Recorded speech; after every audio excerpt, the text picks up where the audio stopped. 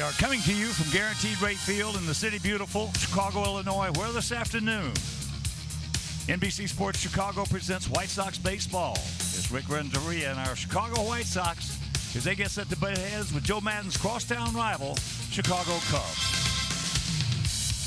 Hi, everybody, and welcome. I'm Ken Harrelson with Steve Stone as we get set to bring you the finale of this three-game set, and it will be the rubber match. We took the opener, and then last night we just gave them that ball game. We gave them too many runs, and Giolito was just outstanding. But this afternoon, we're going to watch a young man playing shortstop for us, first time in White Sox history. Tim Anderson joined the 2020 club.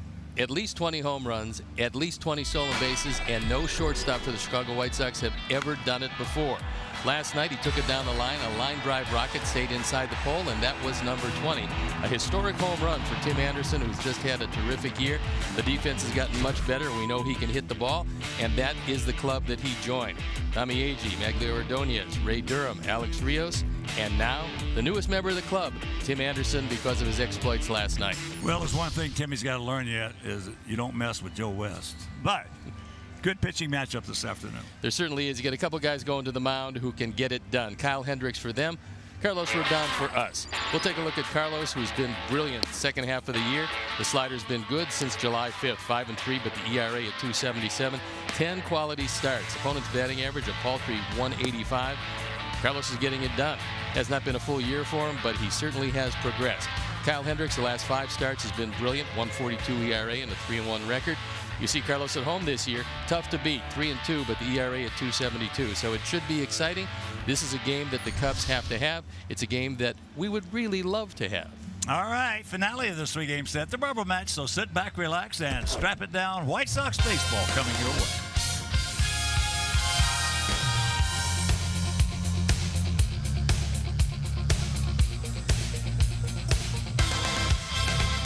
You can put it on the board. Yes. It's gone. A bullet.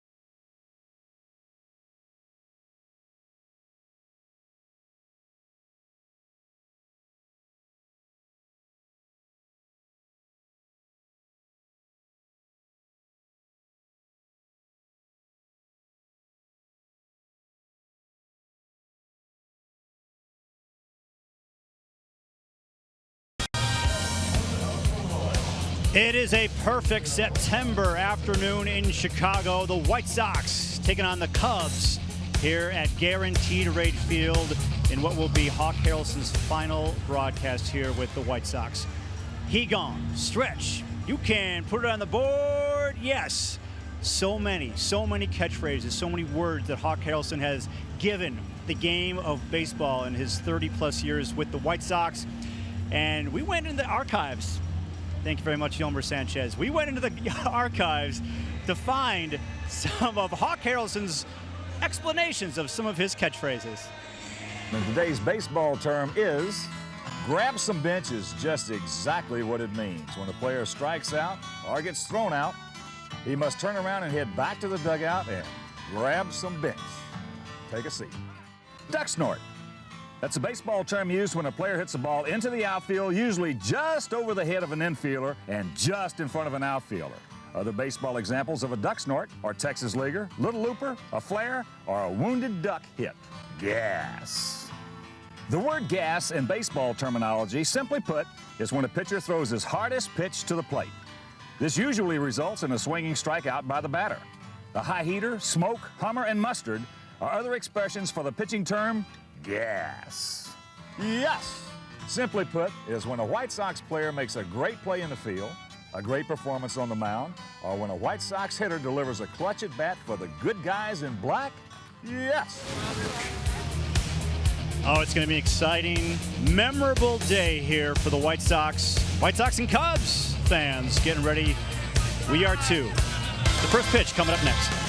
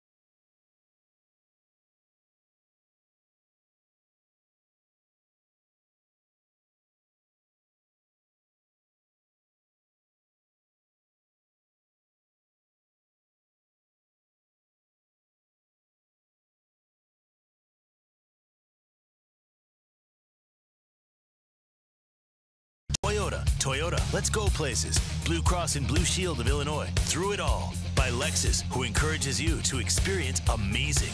And by Miller Lite, the original light beer. Miller Lite, hold true. What a beautiful day for baseball. Welcome back to Guaranteed Rate Field here in the south side of Chicago. It's absolutely gorgeous today. And this is the finale for Ken the Hawk Harrelson. But first, let's take a look at the lineup for the Cubs. This is how Joe Madden puts them out there today with Murphy by Zobrist and Baez. Anthony Rizzo in the middle.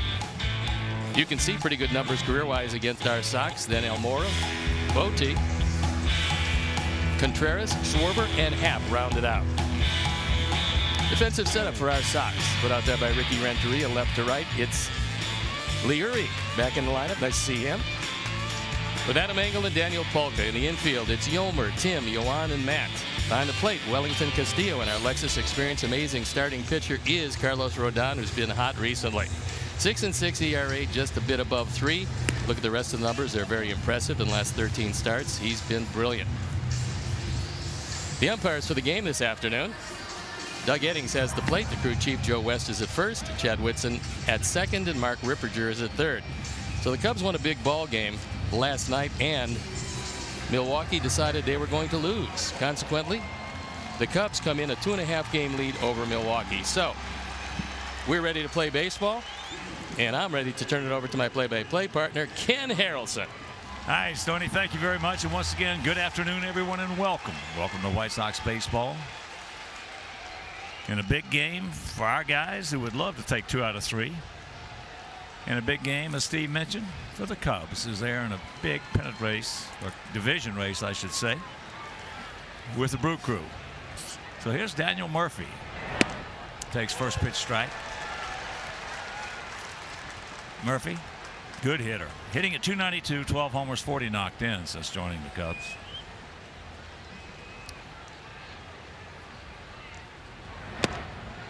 And the count 0-2.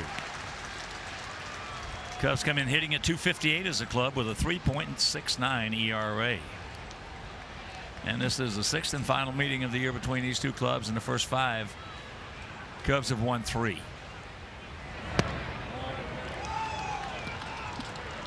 That one just missed. Good 0-2 pitch, and he's got Murphy in a hole. And the key today for Carlos is spot the fastball and then wipe him out with the slider, which is what he does to most of the right-handers. He doesn't face too many lefties.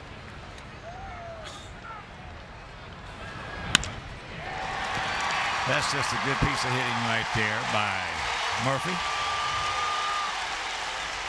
When you get a tough left-hander out there, he didn't try to do too much with it, just served it out there in the left field. Twice in 3 games, Murphy led off with a base hit. The first game was a home run.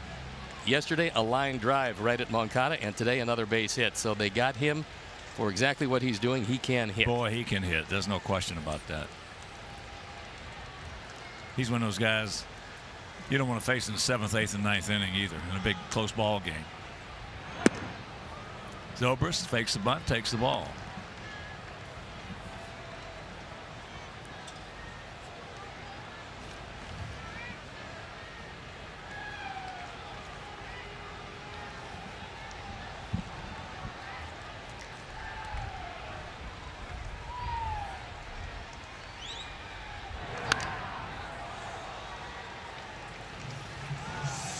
Count evens at 1.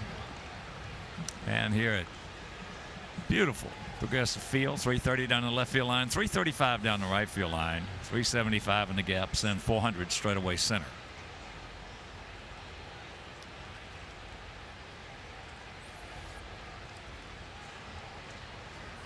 Just a short lead. And that pitch is down.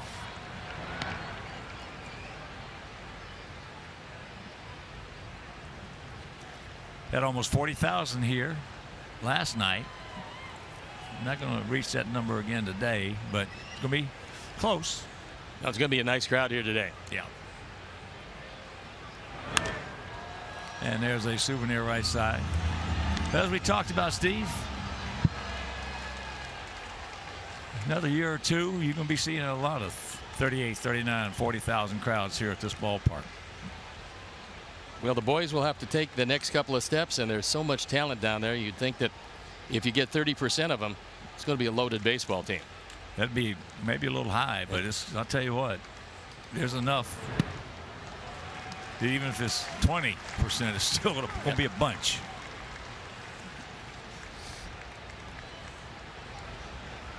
Full count.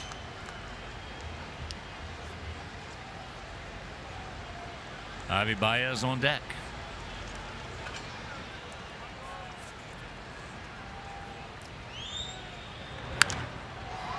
And that's going to be a souvenir. This is one of the things that Zobrist does very well, and that is lengthy at bats. He's got good bat control. He will spoil some very good pitches. He's just a tough out.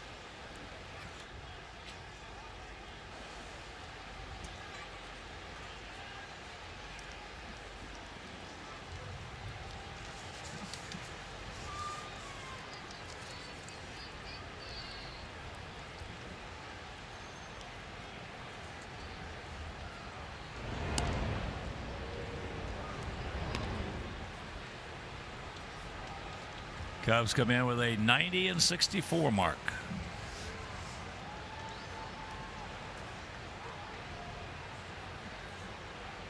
And once again, the payoff.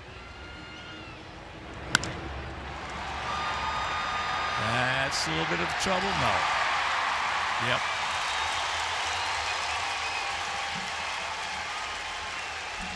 Wow. Cubs have scored in the first inning, the last couple of games. So Carlos Rodon trying to hold them down for something they have not been able to do in the previous couple.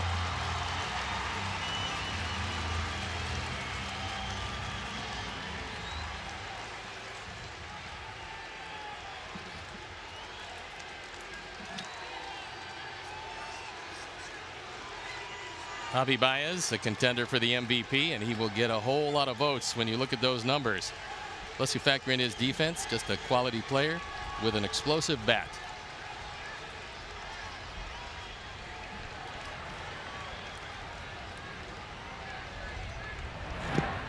Well, you just saw two at-bats there by Murphy and Zobrist, two veteran, experienced, quality at-bats. 2 strikes, not trying to do too much. Just grind it out and put the bat on the ball. Unfortunately, there are a lot of guys who take the same swing on 0-2 as it's 2-0. That doesn't work very well.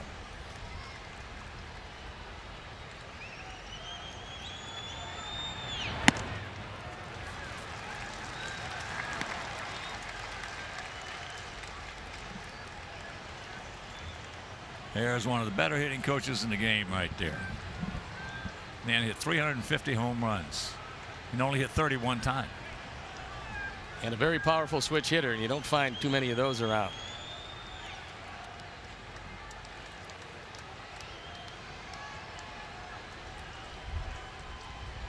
Trouble a-brewing right here in the top of the first inning.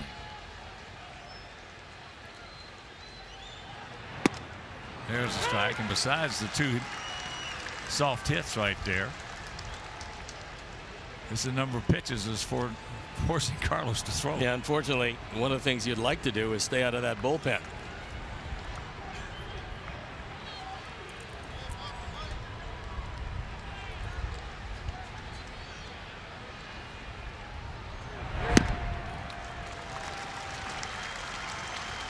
Three and 1.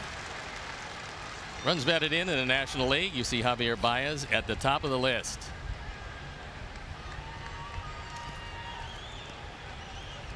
Amazing thing is, all right-hand hitters.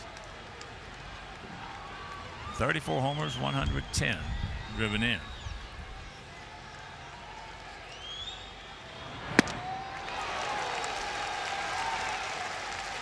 Pretty healthy cut. Oh, he'll turn it loose, especially on 2-0-3-1.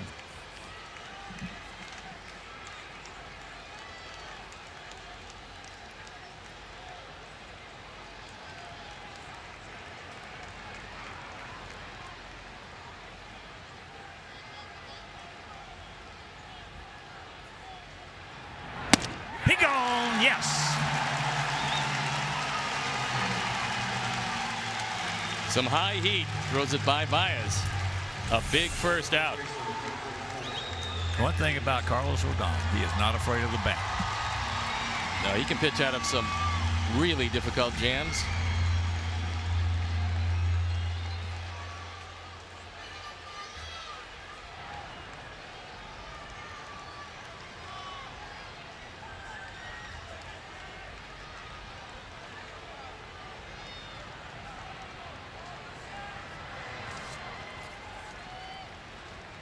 Rizzo, 276, 24 homers, 95 driven in this trouble.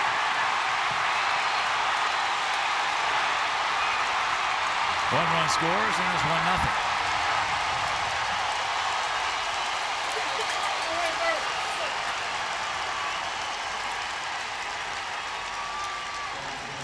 1-0. RBI number 96 for Anthony Rizzo. He doesn't wait around. He jumps on it and drives it against the wall in right field. Rizzo got off to a slow start this year, but those numbers are going to be right right back to where he usually is, knocking at the door, 100 driven in with 25+ home runs. So here's Almora.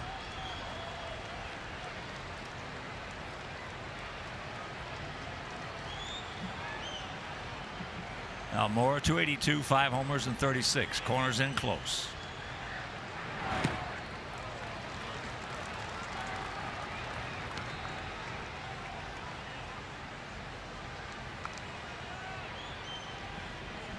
That's one of the keys of hitting a pitcher with outstanding stuff, is get them early. That's what Rizzo did.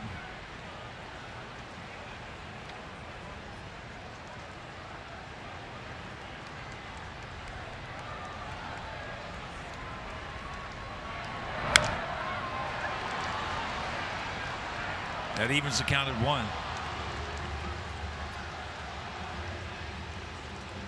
Outfield shading Almora a couple steps right of center. The big gap is in left center. And Liuri way off the line in left field, not anticipating Almora pulling the ball.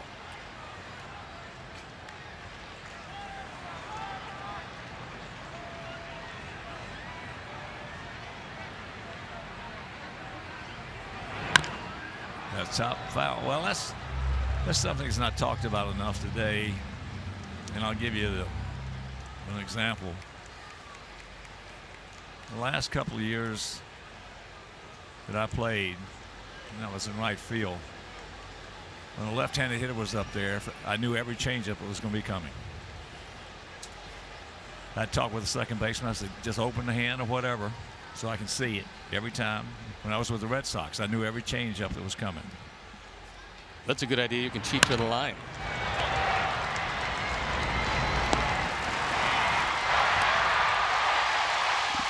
Two nothing, and Rizzo in the third.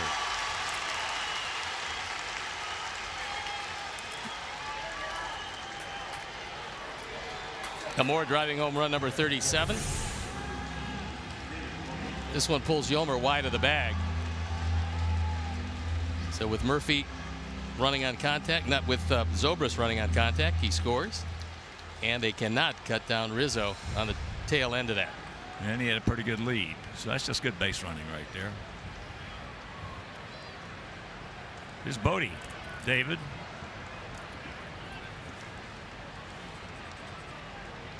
.237, 6 homers. He's driven in 29.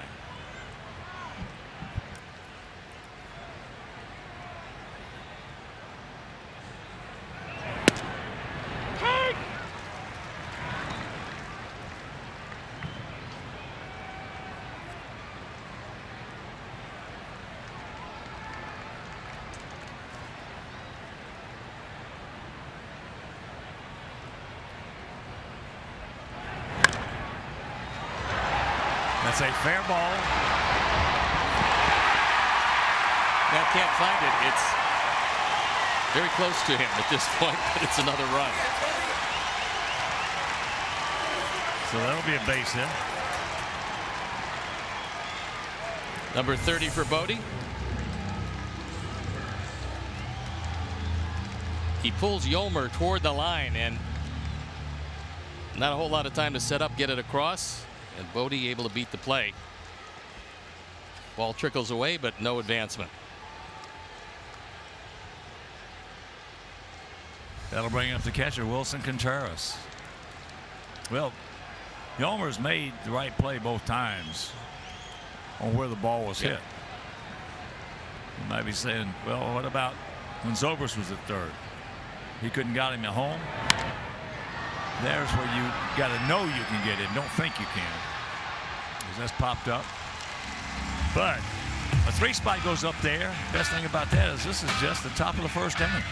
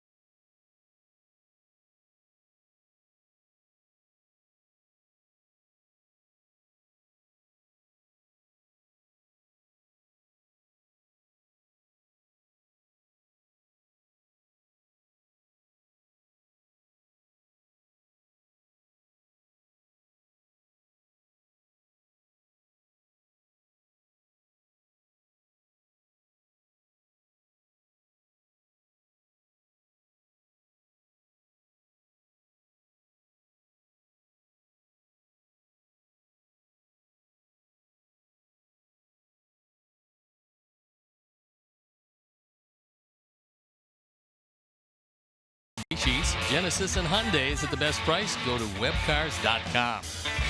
Gun Moncada leading it off. Then it's Yolmer and Daniel and Matt. Omar Narvaez the DH with Wellington, Liuri, Tim, and Adam rounding out the lineup. The defense, as Joe Madden puts them out there, it's Schwarber, Almora, and Happ in the outfield with Bodie, Baez, Zobrist, and Rizzo in the infield. Wilson Contreras gets a nod behind the plate. And our Lexus Experience Amazing starting pitcher is Kyle Hendricks. On for his 32nd start. ERA a little above 3.5. He's got great control, a terrific changeup. He's not overpowering, but throws a lot of strikes. As I said, the best thing about it, we still have 27 outs. So here's Moncada. Going at 234, 17 homers, and 61 knocked in. Before we show you our picks to click, you at home select yours. Yeah, Hendricks is the kind of guy that I used to hate to face. Well, he gets you in front of just about everything.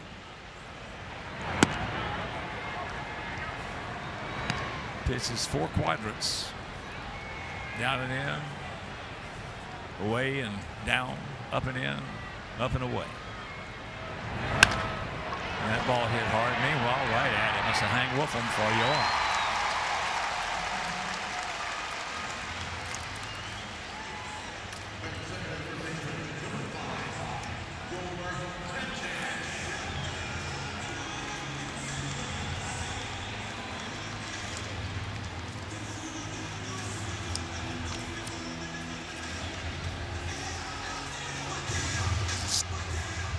Here's Yolmer.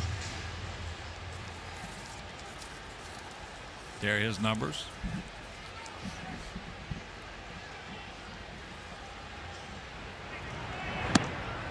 Give you an idea how good that changeup is. Hendricks has 154 strikeouts.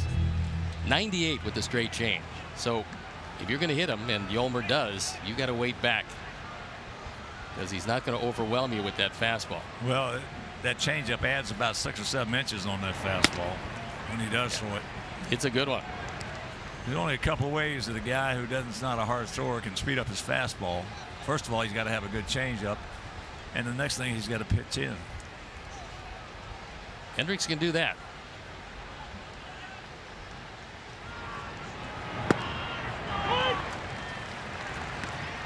Fastball topping out at 86. You see the sinker. That's a 2-seamer. That's 45%. The changeup 30%. And that's it. Sinker change. 4-seam occasion. Curveball infrequently. Good concept. 2-2. I got a feeling next year you're going to see a lot more bunting from our White Sox, especially with the way teams defend today with the shifts and everything else.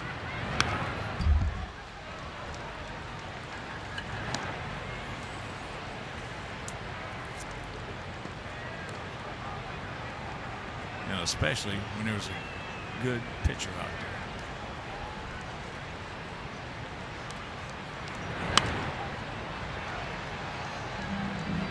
A couple of seasons ago for Hendricks, 16-8. Won the ERA title with .213 in 30 starts, 31 appearances. Just a great year. 190 innings for Kyle Hendricks. That was 2 years ago. Pretty good numbers.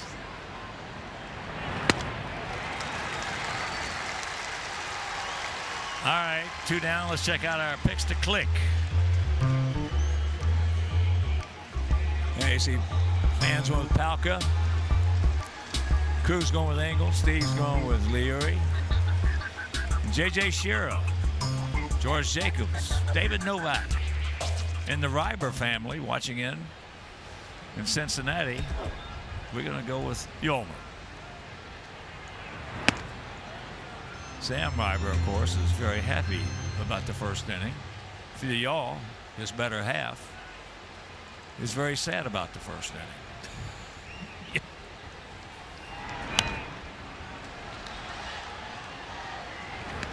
Well, you saw how good that changeup was to Yolmer, because Yolmer's, Yolmer's had success against him. Yolmer's a pretty good hitter, and yet he was so far out in front of that, he had no chance. And now they shift again.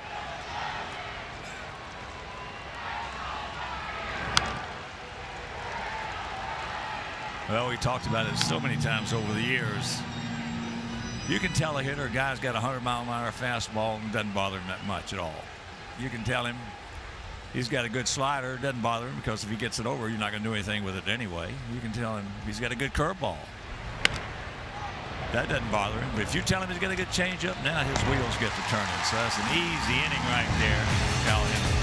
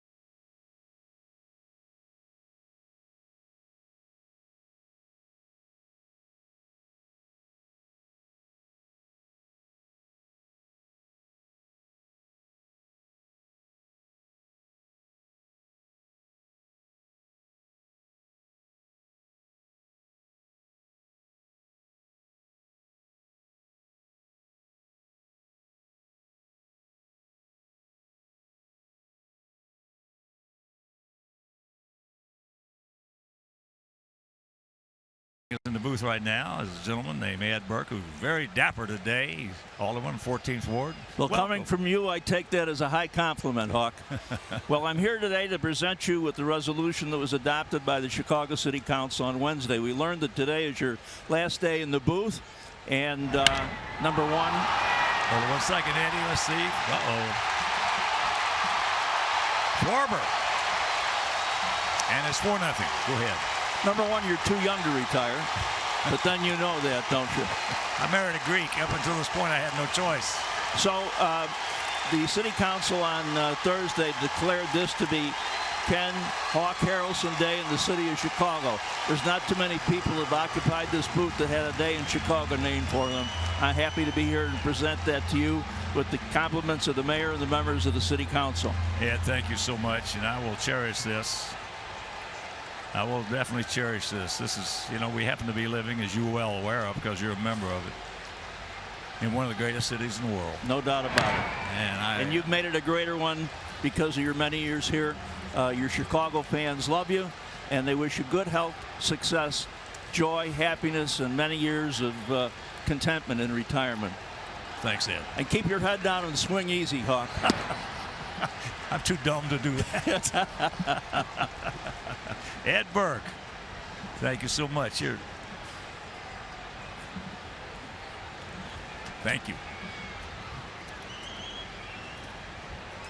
Oh boy, Schwarber didn't waste any time, did he, Steve? No, and that wasn't a cheapie either. Well, you know how I feel about him. I think he's upside. He's in that upside of 40 to 50 home runs a year. 26 and 59 on the power numbers for Schwarber. And he's still learning. Well, we talked about it in the first game. I tell you what, I think I know Chili Davis very well, and what I think he's going to do with him, he's going to let him have a better chance at achieving that upside.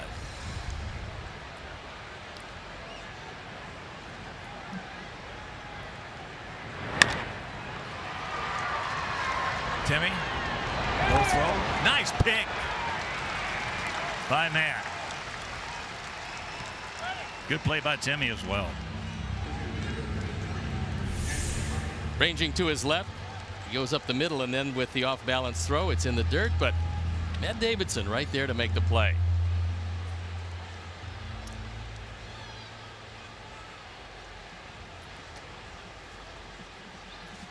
So here's Happ. Oh, excuse me, that was Murphy. Happ just grounded out. Here's Murphy. He singled and scored in the first inning.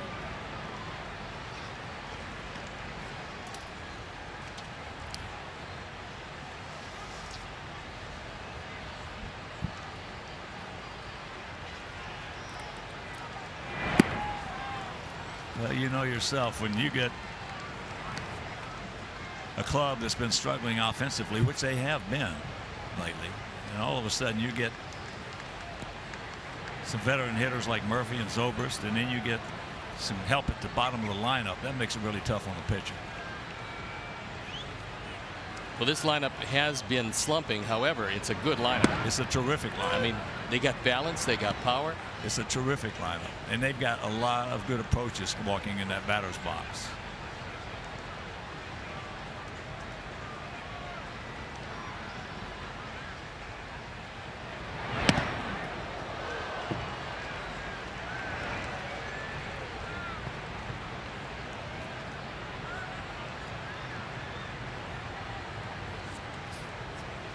Carlos having a hard time with that release point, and he's gotten behind a few of these very good hitters.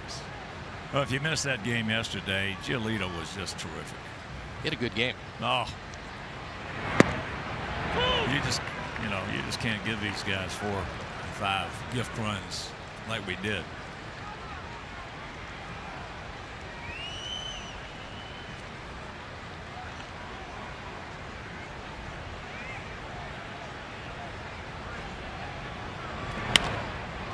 Look at this at bat. Has another good professional at bat right there. Almost identical to his first one. Murphy's done this a few times in his life as he just waits back. He's in very much defensive posture, just trying to put the bat on the ball, and it turns into gold for him. Well, I saw him play a lot, as you did, you know, when he was with the Mets and everything. To me, he's one of the smartest hitters in the game.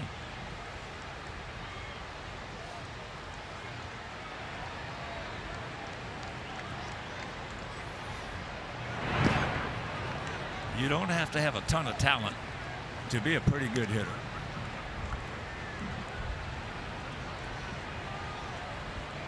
You got to have a good thought process.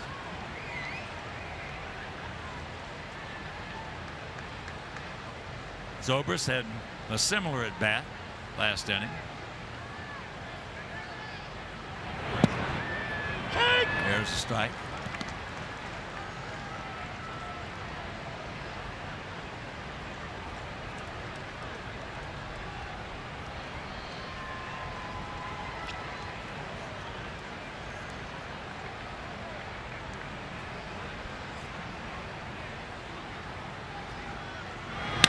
Watch out.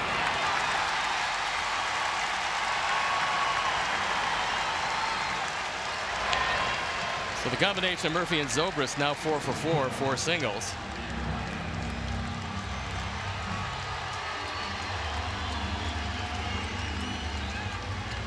Well, everything is contagious, as you well know. You get a couple of guys who are smart hitters who are going to work the pitcher. When they get 2 strikes, and they're going to be trying to put a 2-0 swing on them.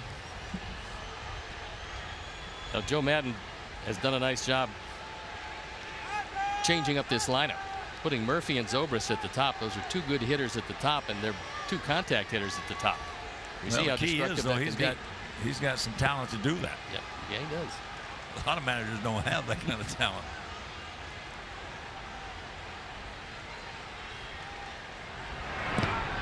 Baez struck out.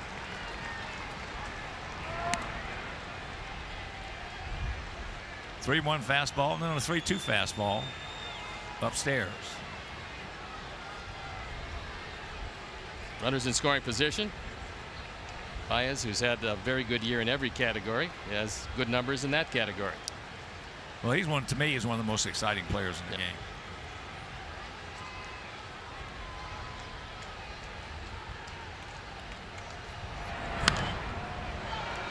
he can throw some leather at you as well. He can make some sensational plays.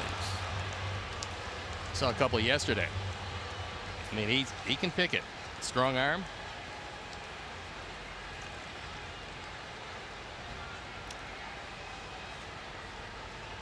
Couple of very talented shortstops in this game.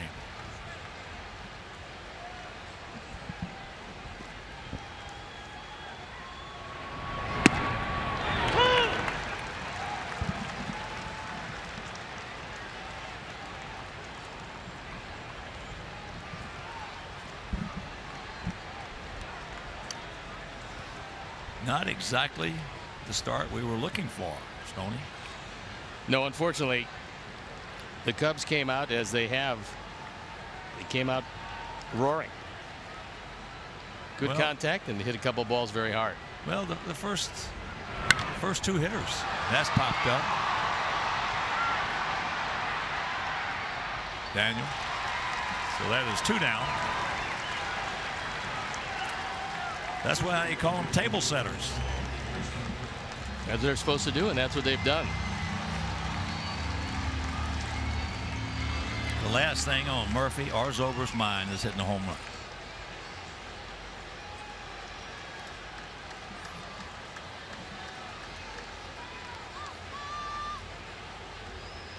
So here's Anthony, RBI double and a run scored last inning.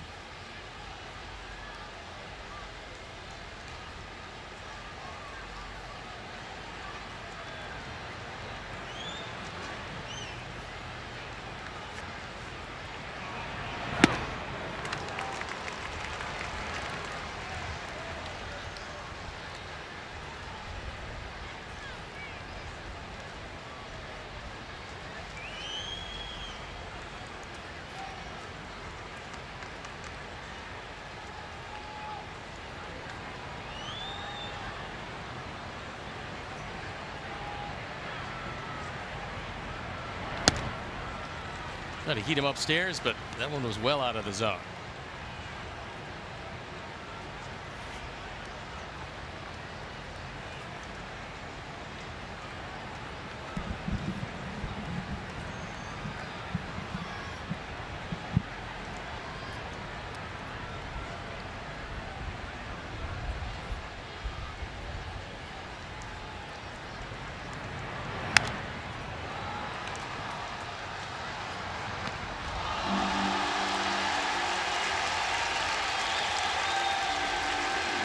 So 1-2 the count. Let's see where Rizzo goes on that bat.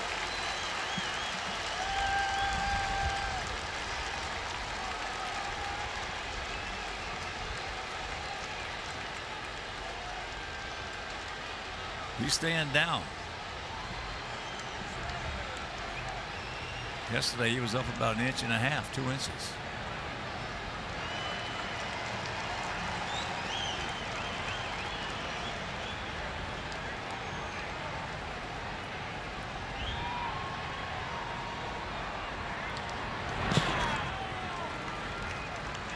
Nice stop by Castillo.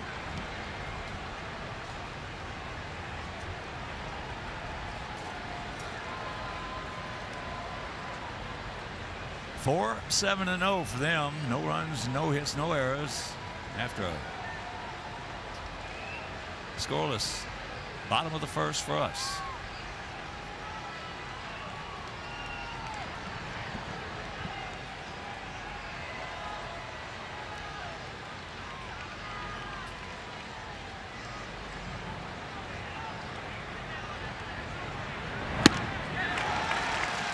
He gone. Gas. But the home run, the long home run by Schwarber, and it's 4-0.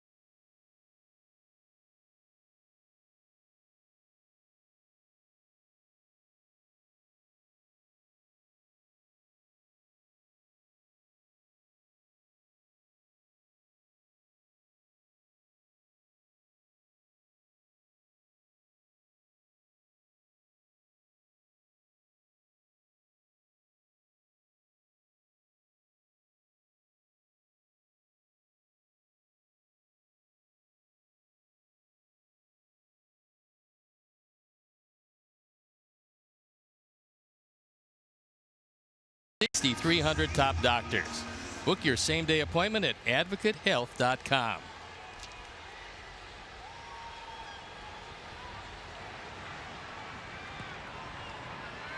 Matt Davidson to lead it off.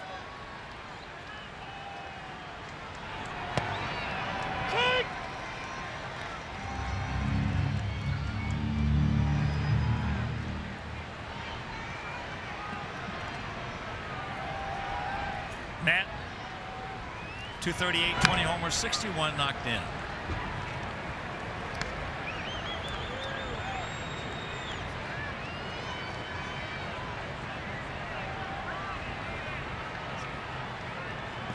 Only White Sox player in franchise history to hit 3 home runs on opening day.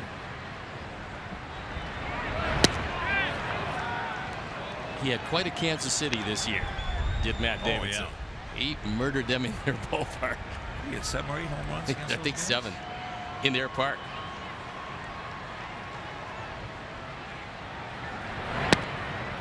What was that guy's name? Played for the Cubs, Tuffy? Tuffy Rhodes. That was 3 He off had 3 Dwight home Gooden. runs opening day one year. Off Dwight Gooden. Off. Yes. Wow. Yep. And Gooden said they'll never beat me again. And I think he went 24-4 against the Cubs. So Tuffy didn't do him any favors. Was deep into a stretch. Damn.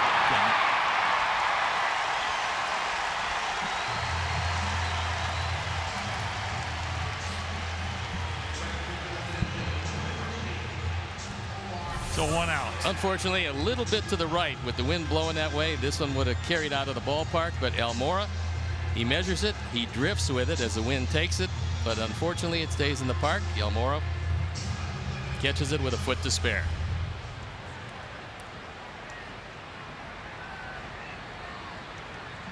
So here's Omar Narvaez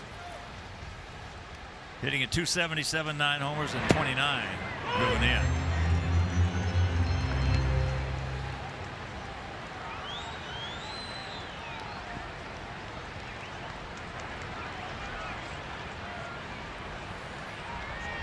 You know, Steve, they got so much video today. If you're going to combat, especially a guy like Hendricks, who's, as you mentioned, and he's not overpowering, but he's got terrific control and a terrific changeup. If you're going to try to be dangerous against him, there's really only one way you can do it, because that ball hit hard right at him. Hang with him. And they went over every one of our hitters, the video of all our hitters before the game. So Contreras and Hendricks, who's a smart guy, they know what to look for when you step in that box. You got to give them some different looks. You got to move around in that thing. You got to give them some different looks. Well, one of the things with Hendricks, I don't think you can take a first ball fastball down the middle and have success against him, because the off-speed stuff is too good. If you get a first ball fastball, that's something you got to jump on. Well, let's put it this way. Let's do the logic on it. His secondary stuff is what makes him good. Yeah, absolutely. There was a first ball fastball, and he caught the corner. But you got, when you get against a guy who's not a flamethrower, you got to give him some different looks. You got to make them start thinking. Hey, wait a minute. That's not what we looked at in that video.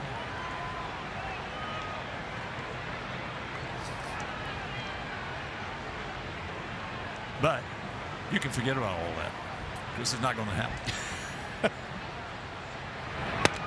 There's a strike. Another fastball.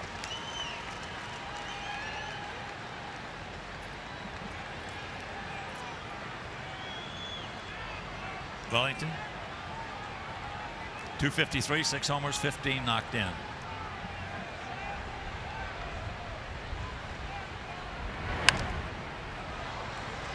Got a pretty good pitch to hit right there, and fouled it away.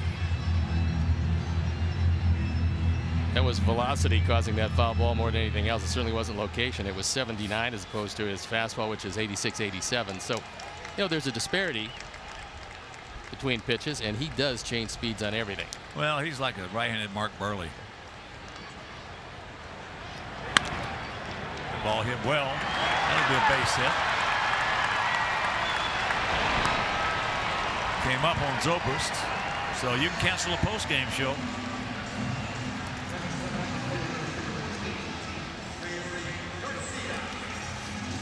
I got a text asking me about what we talked about Burley yesterday. And I'll tell you what what the numbers were.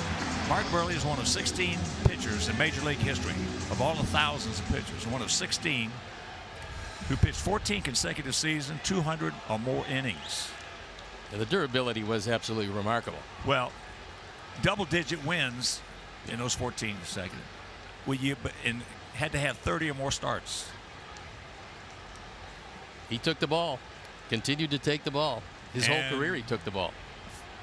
He's the 16th. The first 15, all except one, are in the Hall of Fame. And the one that's not in the Hall of Fame is going to get there. Might be able down the road a long way, but he'll get there. And, of course, that's Roger Clemens, who had 7 Cy Young Awards. Well, let's face it. The numbers say Hall of Fame. Now, the question is the other things being in consideration. He'll get in. It's going to take a while for him. But the numbers are Hall of Fame. Oh.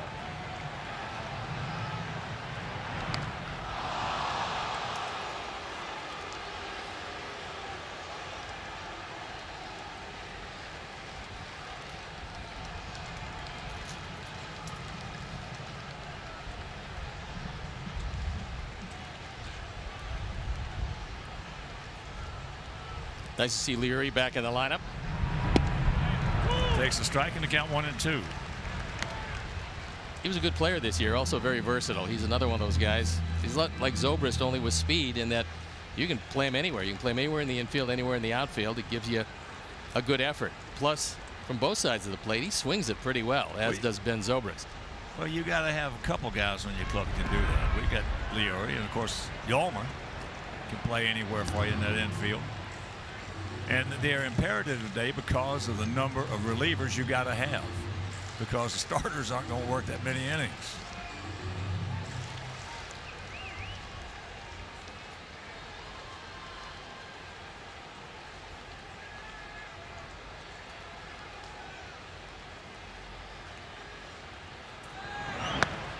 There he goes, and there's a throw into center field. Wellington with a stolen bag and couldn't pick up where the throw went, as Contreras airmails everybody at second. This ball found its way into center field, but no advancement. And there's a surprise party. Contreras was so surprised he was playing catch with Almora. 2016, May 17th, was the last stolen base for Wellington, who is obviously psyched up today. Saw an opening and took it. Good piece of base running. They didn't pay attention to him. He burned him. Zobrist has got this one, and that'll retire the side, but we get our first base runner, our first hit, and it's still 4-0 Bat Guys.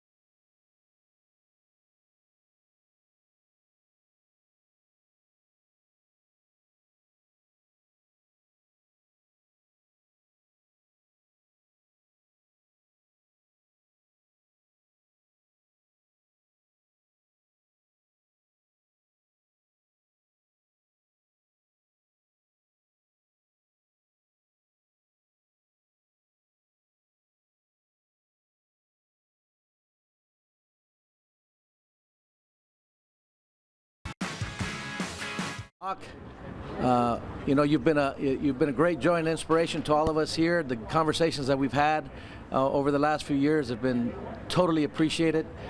We wish you the best. We love you. You've done a great job all the time that you've been here, and I know everybody's going to miss you. So thank you for everything you've done. Thanks, Hawk. Well, thank you, Ricky, for being who you are and what you are.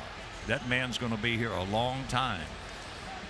And I've got a ring on my ring finger on my left hand that says World Champions. And I can tell you right now, there are more of these coming. And Ricky is the perfect man to be the captain of our ship, the pilot of our plane, putting us in the right direction with all this young talent we've got coming. And there certainly is a whole lot of it. Well, Bo and I have talked about it a couple of times, and Bo said, Hawk, I've never seen anything like this. And I told him I haven't either, Bo. He said, it's unbelievable talents down there. Kenny and Rick Hahn have done a masterful job of breaking down the club and then rebuilding it going forward.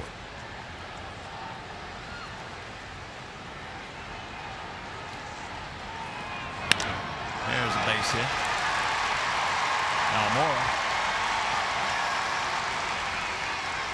Now 1 for 2 with an RBI.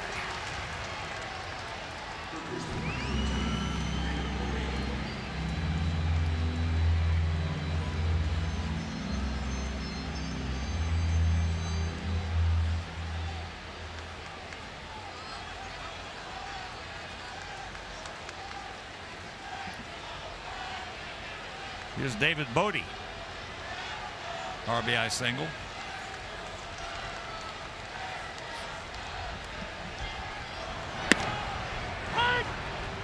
Two of the best managers in the game in this ballpark. Rick Renteria and Joe Madden. Joe's done a great job since putting on that uniform, and Ricky's got his team going in the right direction. Joe's done a great job every uniform he's had on. The job he did in Tampa Bay, I mean, you had to see it to believe it. He was a bench coach also for Mike Scioscia, and a good one, and he helped Scioscia become the manager that he is. Now, I can tell you one thing. You talk to a lot of the scouts. I love talking to scouts, as you do. Yeah. And they will tell you that's the best managing job they've ever seen, what he did down in Tampa Bay. That was very impressive.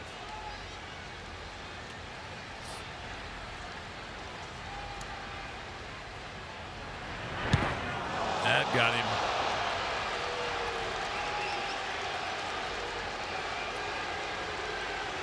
So 2 on, nobody out.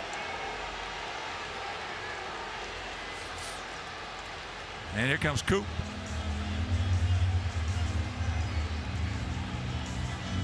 Well, you know, the funny thing about the managing part is that neither Madden or Renteria, they don't know any more baseball than Robin Ventura. All your great managers, they don't know any more baseball than Robin. That's not managing. You got to know how to get what's in them out of them.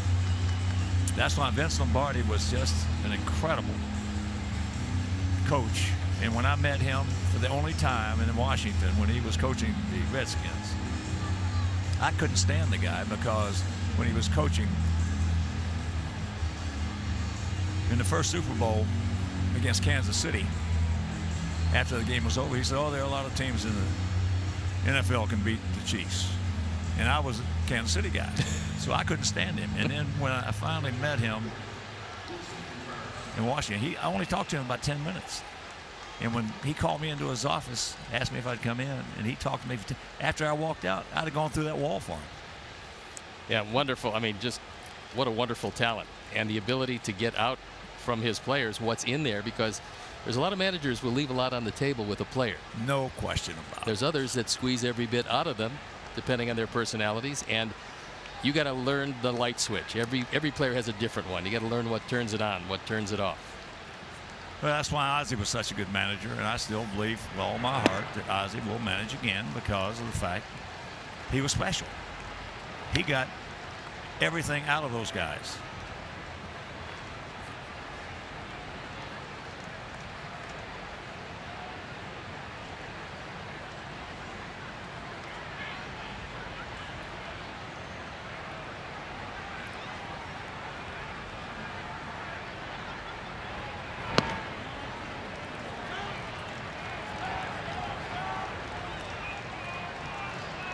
Lou Holtz was like that. You ever heard him speak? I did, and he was wonderful and very He's the funny. best speaker I've ever heard. He was really good.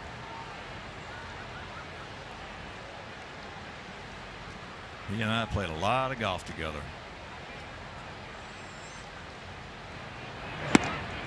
There's a strike along with arrow procedure.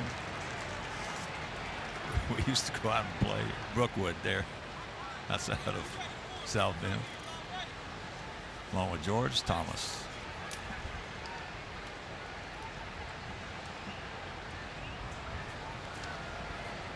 Contreras popped up.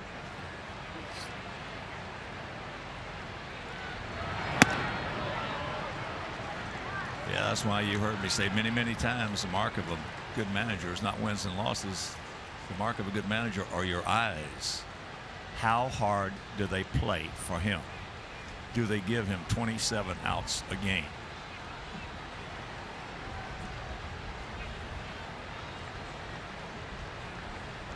Because he can only play what the general manager gives him.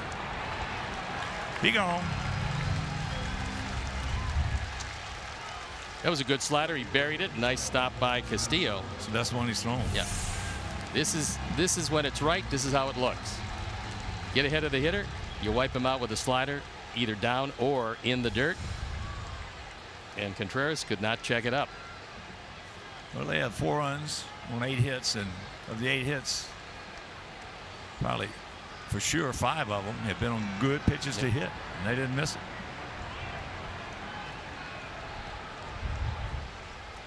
So here's Schwarber.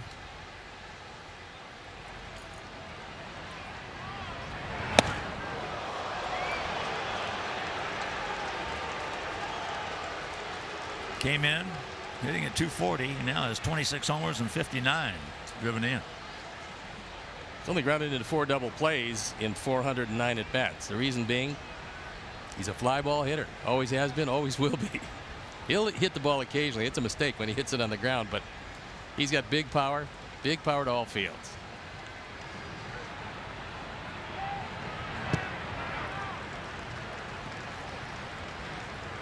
Aaron Bummer loosening in the pen. Carlos has had some big difficulties here. This has not been the case the second half of the season. Carlos has thrown exceptionally well, but today he's fighting just about everything. 2 in the 3rd inning, 63 pitches. Yeah, falling behind, and it's not a recipe for victory. But pitchers have those days, and you got to try to battle through them. John Lester last night did not have great stuff, and yet he made it through 5 and got the win. Strike. Well, if you got to have your good stuff and your good control to win in the major league, you're not going to win a lot.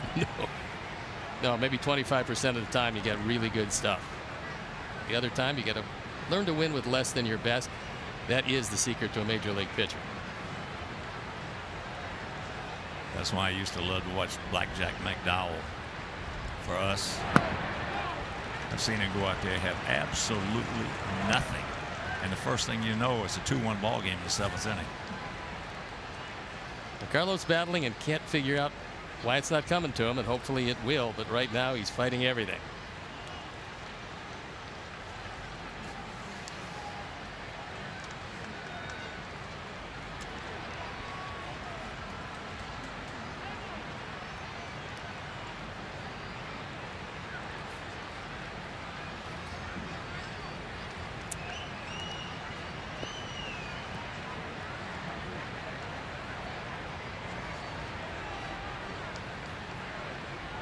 Two on, 1 out, and a 3-1 count to a dangerous hitter.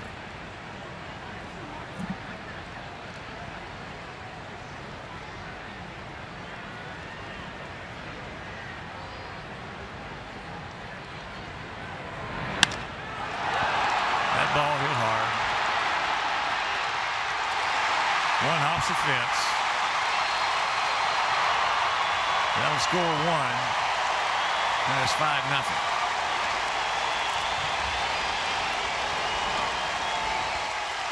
Kyle Schwarber drives in run number 60. One hops the wall. And here comes Ricky Renteria. That's going to be it for Carlos. He just didn't have it, and the Cubs swing the bat very well against him, which is something that most teams don't do. And he's going to leave this one. Well, coming in, batting average against Carlos this year, 197. Yeah, I mean, he's been magnificent, but today was not his day. So we'll watch Schwarber follow up his home run with a lengthy double. And that will be the last pitch that Carlos Rodon will throw this afternoon. So as he departs, so will we. We'll be back.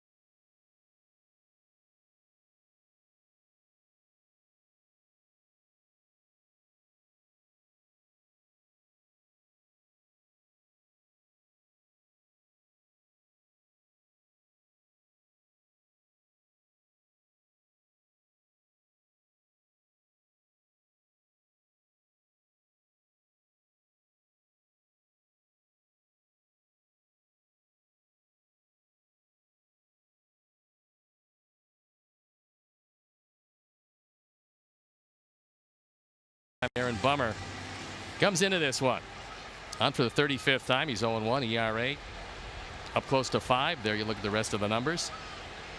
He inherits Cubs at second and third, and a 5-0 deficit in the early going. So here's Happ. He grounded out to Tim Anderson.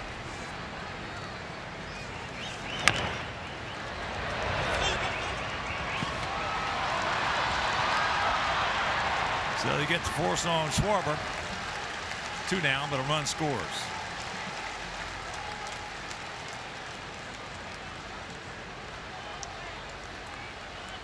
So it's a 6-0 game, and Happ drives in his 44th run of the year. This run will be charged to Carlos. We'll watch it again. Little chopper and no play at home, so you take it the easy way as Schwarber was coming down his way. 5-4 on the tag.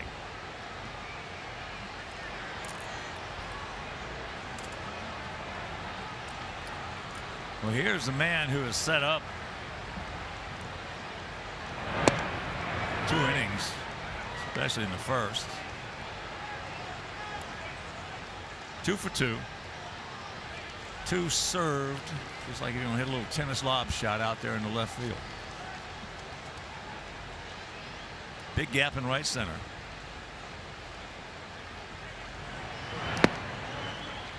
Now it's time for Built for Baseball, brought to you by T-Mobile, and it's a couple of little loopers finding nice spots to fall. If you're a fan of Daniel Murphy or the Cubs, 2 for 2 today. Murphy playing the table setter very well.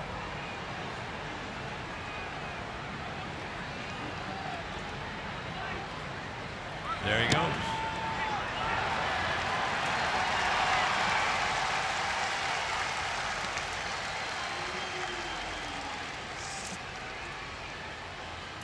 Happ steals a bag. That's his 8th of the year, 8 out of 11.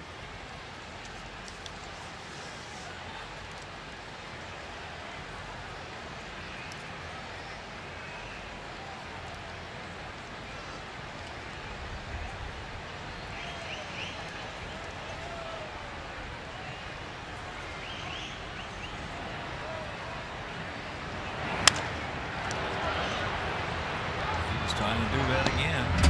Meanwhile, they come up with a pair. 6-0.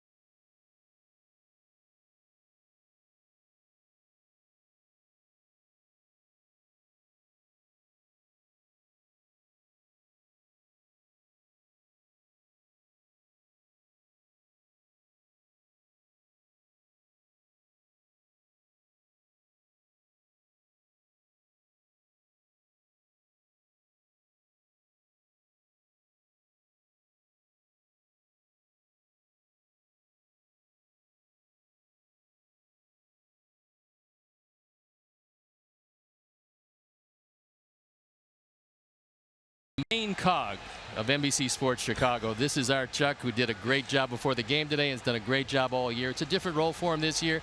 He's filled it very well. And Chuck, what do you got for us today? We have a surprise for you, Hawk, Ken Harrelson, and here it is. It is a framed poster of the documentary. Oh, wow. Which you starred in, Your Life, Hawk. This was a documentary that you haven't seen. You got to see it.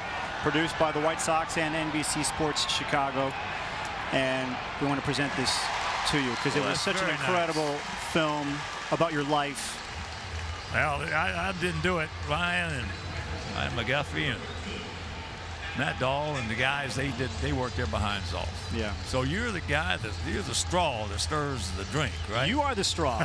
You are the straw. This is why we have a day for you. And I wanted to add this to you, that this is not just from people at NBC Sports Chicago.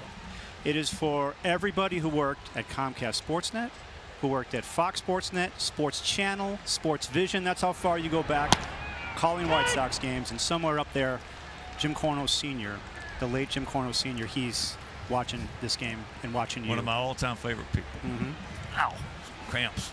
But I'll tell you one thing. I love Jim Corno. Senior and junior. Mm-hmm. That's a great Carolyn, Jim's wife. It's a great family, and I want to thank you so much. That's beautiful. Yep. I've got our bathroom was big enough to put that picture in. Hang it right on the wall. That's where it's going to go. If it's not right in front of the throne, just right? expand the bathroom. If it's not big enough, that's not a problem.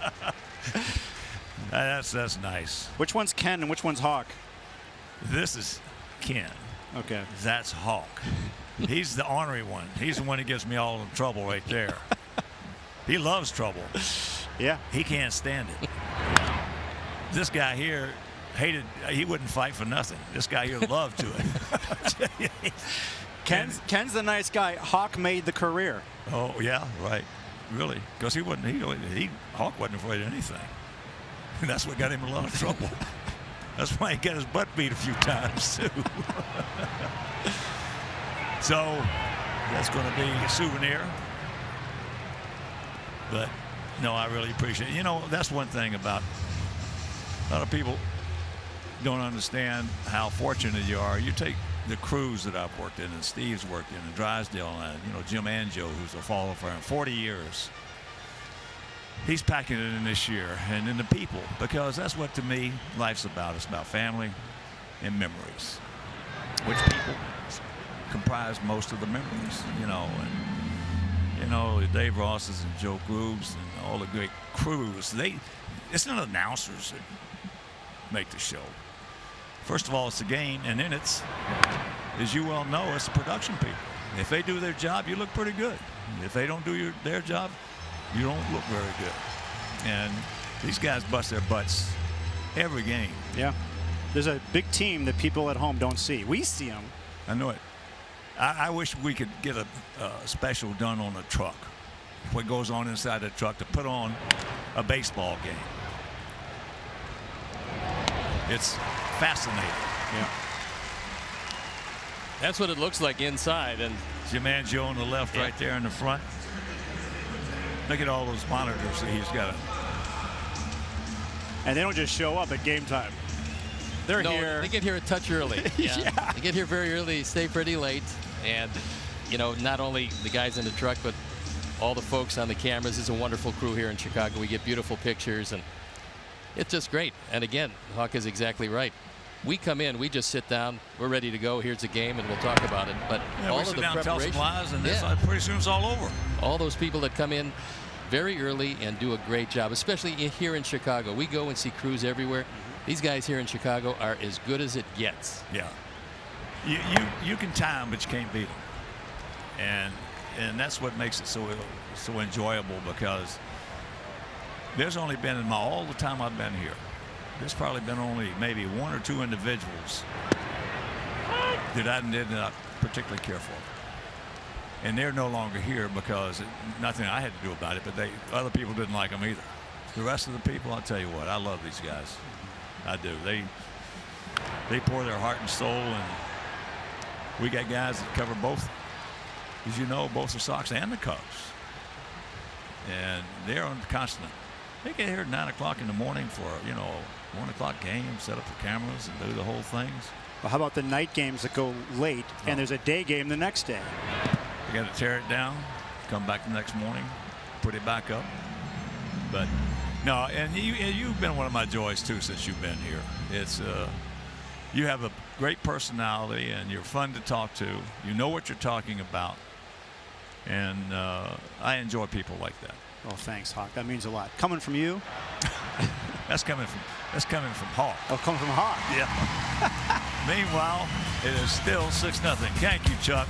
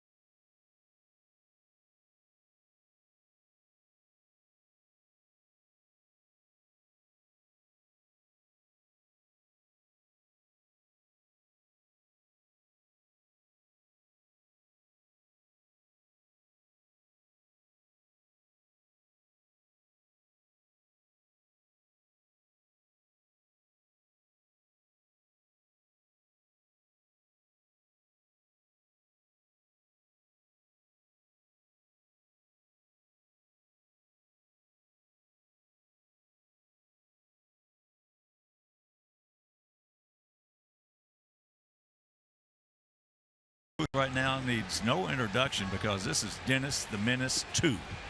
George Brett is Dennis the Menace 1. And of course, that is nobody else except A.J. Pierzynski.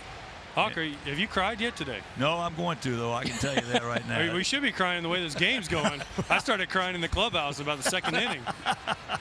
That's just what we needed, right? But A.J., of course, one of the most loved in his 7 years here, players. And I'll tell you what, to a man, you ask all the people on that 05 World Championship team, and they will tell you that they could not have done it without A.J. How's the family? Everyone's good. I haven't been home for a week, so that usually means that everyone's better when I'm gone. So it's been a week, so they're trying to tell me to stay for another week. So if we can have another Hawk Day, they're like, all for it. Well, Lisa, Ava, Austin, they got a beautiful family. In fact, they only live, I can hit, well, not right now, but I used to be able to hit like a driver and three-wood on their house from our house, from my backyard. Now I have got to hit 2 drivers and 3-wood. And a golf cart ride in between. Right. Your wrists now, used to be good. Now your wrists. They're gone. They're gone. Make about 6 holes every time we go out now. Well, they got an over and under at Bay Hill on how many holes I'm going to play that day. I know you never want you in the shootout. You never want Hawk on your team. Because you know that after, like, if he's playing good, you might get 10 to 12. Not so good, 4 to 6. That ball gets away. So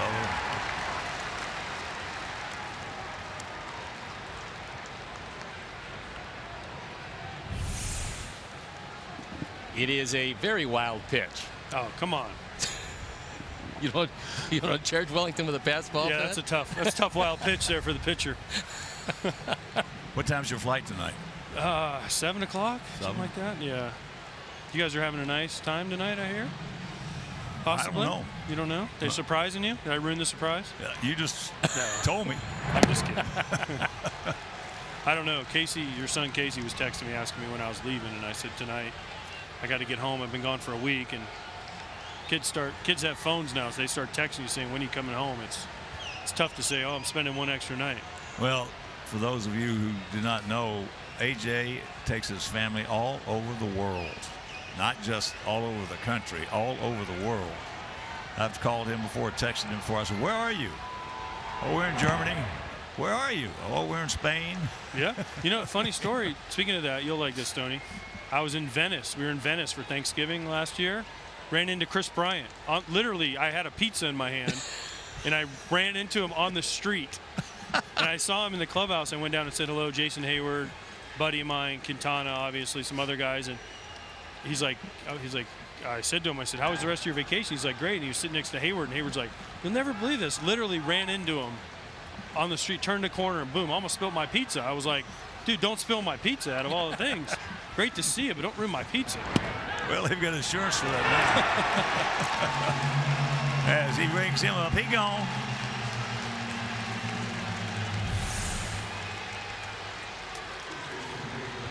Well, AJ, we talked about it in the game that you worked with before. This club is going forward a couple of years from now. Got a chance to be a monster with all the talent they got. I agree. It always comes down to pitching, though, Hawk. Yep. You know that? Yeah. Stone, you know that? Can they develop the pitching? Unfortunately, their main guy is down. Going to miss next year. That's sad. Carlos today wanted to pitch well, Carlos, he's going to be fine, though. I mean, his stuff is really good. You're right. That's it. In bullpen, they need bullpen guys. That was one of your strong points as a catcher, is because, like when I was talking with Nolan Ryan, Texas, he was asking me, well, what is he? First of all, he asked me, he said, is he as much of a bleep as I've heard? You said second to only Nolan and Hawk? I said, Nolan, he's just like you. He said, what do you mean? I said, well, you were a bleep. He started laughing, and I said, the only thing AJ does is beat you. That's all he does. But one of the strong points, too, with the game the way it is today, AJ had an ability to a guy like today, for example, Carlos was struggling. Carlos goes 2 1/3. AJ had that ability to make 3 1/3 or 4 1/3. We're getting, and you know how valuable that is over the course of the season to a bullpen. Very valuable. Well, and especially in the way the game is played today. Because if you got to have a strong bullpen, if you don't have a strong bullpen, I don't care how good your starters are, you're going to lose. Well, the game has changed now so much. starters, they're very undervalued as far as I'm concerned. At this point, I mean, Joe Madden a couple years ago in the playoffs, Hendricks had a no-hitter, and he's like, "Yeah, you walked the guy. Let's take you out." Wait, what? Coach, I have a no-hitter in the World Series. Let me stay out there for a while. It's become, well, essentially that's what the numbers tell you. In other words, that was probably I'm thinking third time through the order, the numbers go up. So you're in a playoff game. It's a big game. You know what the numbers are. So before anything can happen, you look at the numbers, and that's where you make your move. That's where the game has changed also. Rich Hill this year probably cost the Dodgers the World Series. In Game 2, they took him out. He was dealing. Yeah. They were like, oh, second time, third time through, whatever. The numbers don't match up. They took him out. It squashed their bullpen for the rest of the series. Well, that to me is, we talked about, is one of my pet peeves. The eyes will tell you when to take somebody out. Don't give me that spreadsheet to say, whoa, now here comes so-and-so and Jimmy Jones and Sammy Smith. He can't pitch to these guys. This is the fifth inning. This is the third time around. That's so much BS. It's unbelievable. Well, everybody has good and bad days, right? So I'm up for analytics of certain things, right? Well, yeah, I feel the same way. But people forget there's a human factor involved. You have a bad day, right? Lots of them. As Hawk once told people that I know, Alvin Dart, even managers have bad years. Well, everyone has a bad day, right? So everyone gets in a fight with their wife or their kid, or they're sick, or they don't feel 100%. You just have bad days, and you have days where you feel like you can do anything, and that's. I'll never forget that conversation with Alvin. I walked into his office in Cleveland, and I told him, I said, Alvin, I said, you are really doing a lot of bad things, especially with Ray Fosse. And I got all over him about it, and he sat back in his desk like this, put his hat back on his head, goes, Kenneth, he says, managers are no different than players. They have good years, and they have bad years.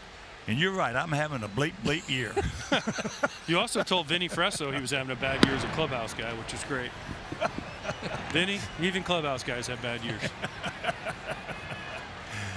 Oh, boy, you're ringing my bell now. You really bring back some memories. As his Almora, he's 1 for 2. Yeah, AJ, I'll tell you what. I've known AJ for all of you people out there who have not heard of him before since he was a sophomore in high school. And he was the most hated high school player in Orlando, Florida. No, come on. There had to be somebody worse. No, you were. Never? You Casey, were. Casey had to be worse. No, you were. I just kept it going. See, I moved from there to the minor leagues, to the major leagues. Well, broadcasting. That's the reason you were voted the most hated man in the major leagues, what, 3 or 4 years in a row? Yeah, I had that tally for a long time. Here's a long peg. Good play. And that'll do it. But we still trail it. Going to the 5th.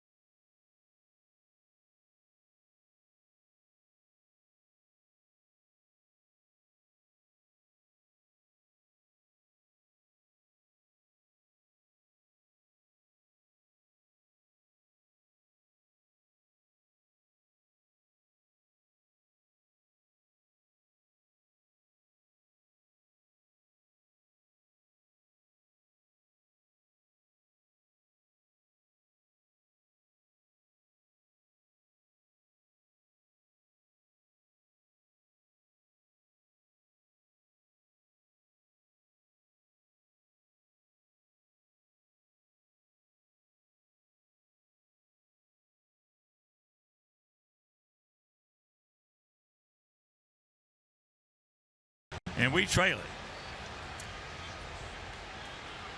Scored 3 in the first, 1 in the second, 2 in the third. So here's Yolmer.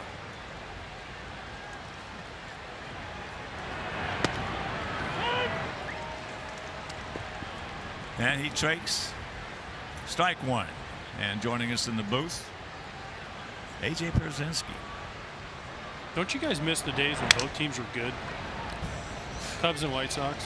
Wasn't it so fun? It was fun. Wasn't it fun? It's going to happen again, and it's going to be in the not too distant future. And when that happens, and I told Hawk last night, I think Chicago is going to be the capital of baseball for the country when the Sox get where the Cubs are. It was so fun. Those 6 games every year were like better almost than playoff games, because in this city, the feeling in the air was like, good, oh man, Cubs Sox. Like, you go to Wrigley and there'd be Sox fans, there'd be fights. Come here, there'd be fights in the stands. People cared. They were just passionate about baseball. It was the best 6 games of the year. Well, I said it at Sox Fest. In my opinion, 2020, starting in 2020, it's got a chance to be the greatest baseball decade in Chicago baseball history, because these clubs are going to be battling each other, and it's going to be fun to watch. Because the Cubs are good, and they're not going anywhere. This is a young Cub ball club. Absolutely. And it's going to be fun to watch these two butt heads. I just wish it was more than 6 games a year. Do you want to win the same division? That's going to happen. Not in my lifetime. That's going to happen. You think? Yeah, that's going to be the last move that baseball can make. If by some chance that the interest dwindles a little bit and attendance starts to go down, they will rearrange it, and you'll have us playing the Cubs maybe 17, 18 times a year. Yankees playing the Mets. That'd be bad. Well, I think it's going to be great. That'd be bad. Don't you? That's got to be bad. No, I know where you're coming from, and you could be right. You better have extra security. That's not where I thought you were going. Here's Palka. You've been following this guy? He's having a great year. Oh, I'm telling you. Didn't like that pitch by my guy Doug Eddings behind the plate.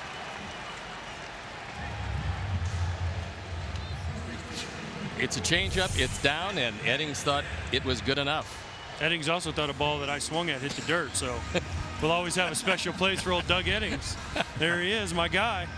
Joe Madden and him don't like each other, but Doug Eddings and I are always special. Buy him a beer every time I see him. I don't think Social likes him either. No. Well, then you remember in 08 when the interference play? Yeah. That was Doug Eddings' call, too. And I remember Joe Madden ran out there and goes, he bleeped you once in 2005, and he's bleeping you again now, and you're going to just stand there and bleep. So, Davidson grounds out, and watch this. Keon Dolashahi pulls up. Josh Paul, the catcher. He's the only man in baseball that would have done that. AJ.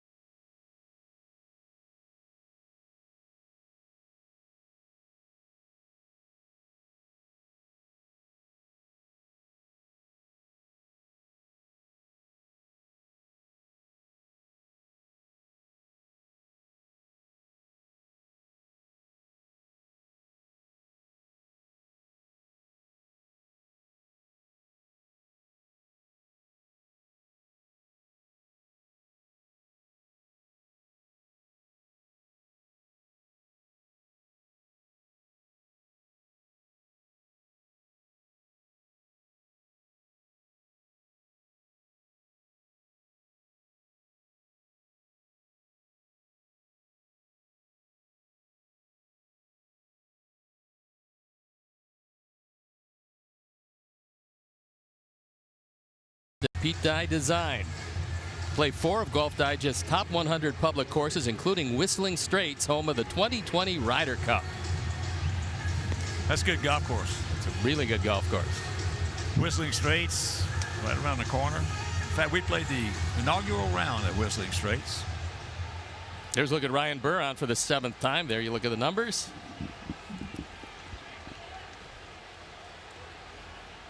And joining us in the booth still is A.J. Pierzynski. For you youngsters out there, you would have loved to have watched him play. We showed, you know what we showed last night? We showed that game against the Dodgers. Yeah. That was one of the defining games of the season. As you know, they're always defining games, defining days, defining hits, whatever. That was one of the biggest. You know what everyone asks me about every time the Cubs and the Sox play each other? That fight we had one time here, Michael Barrett. Brian Anderson had to hit that poor sac fly and had to run him over, and then all heck broke loose. And even this morning, Ryan Lamar was asking me about that. He's like, tell me about the fight. Wasn't that here? And I was like, yeah. I saw Brian yesterday, Brian Anderson. He was here today. Unfortunately, he didn't say hello. He was too busy, you know. He had super tight pants on. He was showing off his body, I think. Yeah, he's been lifting. He's been lifting too much, I think. Trying to look good on television. 0-2 the count.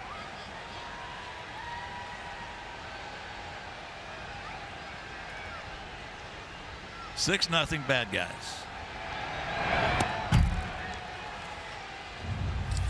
Got to show this. It's impossible that Brian Anderson, when he was skinny, the speed kills. That's the best part. Yep. Still happens the same way. I keep thinking it's going to change. Keep thinking he's going to miss you? Maybe he'll swing over your head. Maybe, I don't know. Remember when I told you after the game? I told him it's a good thing Barrett hits like a girl, because if it didn't mean you're going down. So that's out number one.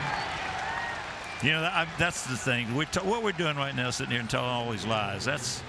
Well, that's not a lie. I mean, no, I'm just some of the stories you tell might be lies, but mine have video proof behind them. But this is what I'm going to miss. You know, these are kind of memories. That's what I'm going to miss, the camaraderie, all the BS that goes on in the clubhouse, and the fun that you have on the field, all the travails and trials, so to speak, of trying to play Major League Baseball and win games. And as I was talking about a while ago, a lot of people ask me about AJ. And I tell them, I said, you know, he was voted most hated player 3 or 4 years in a row in the major leagues, and they don't understand. That's a compliment. I think the three that I know of, the three most hated players that I've ever heard of in baseball: Ty Cobb, Pete Rose, and AJ Pierzynski. All three of those guys, all they did was beat you. That's all they did. Heck, I wish I was as good as those first two. Oh, no, you got no chance there. There's a long peg. Good play. I was talking to Carlos Rodon before the game. He was asking me about some stuff and coming up here to do the game with you, Hawk. And I told him I wanted him to pitch so well for you to get a win in your last game. And the only thing I could think of was the best moment ever is hopefully the White Sox come back and walk off the Cubbies, and you can just say this ball game is over, and just throw your headset into the crowd and walk off into the sunset and say goodbye. So we need a big rally here, boys. We still got plenty of time. 6 runs. The only thing is, Kyle Hendricks got a little something to say about that. You had a couple of pitchers that, when you were at Minnesota, that were very similar to Kyle Hendricks. Nice change-ups, yeah. Boy, Minnesota loved the changeup. We used to have instructional league. You guys were good. Instructional league, it was 1-0. If you went 1-0 on a hitter, you had to throw a changeup. It was an organizational policy. Wow. 1-0 changeup had to be. And you weren't allowed to throw a breaking ball in instructional league until you had like 75% strike rate fastball changeup. And they kept track of it. And you weren't for for the first 2 to 3 weeks of instructional league, the pitchers were only allowed to throw fastball changeup. Well, that'll help the fastball changeup. I'm not sure what they'll do for the curve or the slider, but hey, look, they put out some really good pitchers, so it must have worked well. It was just a different thought process than just. Well, that to me, was one of the greatest organizations in all my years in baseball as far as fundamental baseball goes. Discipline. They played the game. That infield they had when they had Korikowski at third. And they had Gutierrez at short. They had Minkiewicz at first. Who was the second baseman? Rivas. Rivas, yeah. That was the best defensive infield I've ever seen. You were behind the plate. Together. Huh? Yeah. We all came up together. We all played A-ball, rookie ball, AA, AAA all together. Didn't y'all have to put your locker in certain things? You know, one of my favorite Twin stories when I was in Instruction League one year, we had to learn how to get dressed. Don't look at me like that, Stoney. Well, explain exactly what went into that. So Larry Corrigan was our field coordinator at the time, who's a scout and a great guy, great coach. And he taught us how to get dressed. He's like, this is how you have to get dressed if you want to be a major league player. You put your socks on this way, you put your pants on, put your shirt, you put your jersey on, your hat. Everything had to be done a certain way. And then we had to do everything perfectly. So infield, I remember one time we were ticked the field, and we didn't take the field properly. So we, in the middle of a game, Instruction League, pulled the whole team off the field and said, do it again. So everyone had to, no, do it again. Like 3 times we went on and off the field because we didn't run exactly the way he wanted us to take the field. Chad Allen, a guy who played in the big leagues for a while, was facing Joe Mays in an inter-squad game, hit a home run off him. He kind of pimped it a little bit through his bat. He stopped him at second base, said, no, no, no, come back. You don't do that off your teammate.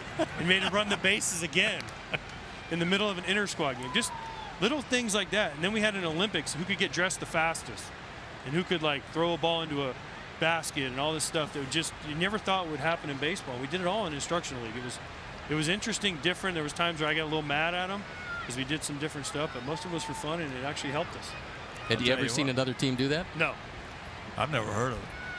Taught us how to get dressed. They teach you how to get undressed as well? He did not, unfortunately. Usually after the game was get undressed as fast as possible so we could get the heck out of there. I remember when TK was managing, we were playing them right here one day, and must have been the 8th or 9th inning. High pop-up, one of our guys hit, and they screwed it up, fell in, we win the ball game. 10 minutes after the game was over, TK had the whole team out there on the field again. They were hitting pop-ups to everybody. We had a game here at White Sox. We actually swept you guys. And we had messed up a pop-up. And he had us out on the field here on the road after the game behind second base discussing pop-up. After we had won the game, swept the White Sox in Comiskey at the time. And we were out behind second base having a team meeting on how to pop-up priority. That was in Minnesota. So because the Metrodome, the lights, you had to do it after the game because they wouldn't light it up until the game started. So after the game was when you got your working. We did extra BP after games, infield and pop-ups after games. It was crazy. I got to ask you a question. I'm surprised I never asked you this before. Was the air conditioning story? No. No? No. Okay. They never did it when I hit. I think they blew it in the other way. It was supposed to be, when the visiting team was hitting, they turned the air conditioners on. It was blowing in so the ball wouldn't carry as far. Yeah, they must have blown it in when I was hitting because I hit that darn baggie in right field like 100 times. I'm like, oh, 2 more feet. I know one thing. We didn't win many games in that old Metrodome. Ooh, that was a tough place for anybody to play that wasn't a Twin. I remember you were here. It was last year, 2009. I think was the last year of the Metrodome. And we played a game and we were down, I think, two runs, and Joe Nathan was on the mound who killed us. And we hit a bunch of homers, and we came back and won the game in the 9th inning. Konerko hit one, Beckham hit one. And I remember I asked Bob Bechtel for a flag. I was going to go play. It was the last game, the White Sox. I'm like, we own this place, and plant it on the mound and be like, it's White Sox. He gone, and that'll retire the sign. And we'll take a look at the Metrodome as we go out. I told them I'd pay you $10,000 if they let me push the button to blow it up. We'll be back.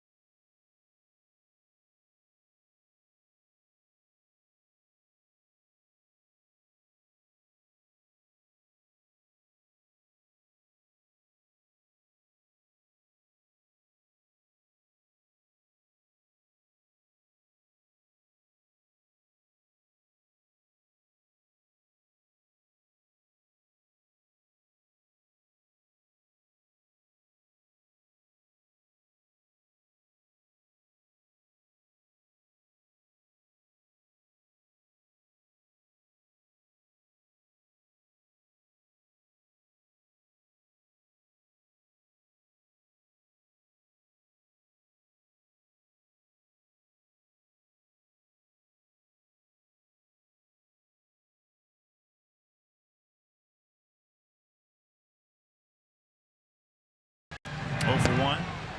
Hit the ball hard in the center field. They scored 3 in the first, 1 in the second, 2 in the third. 6-0.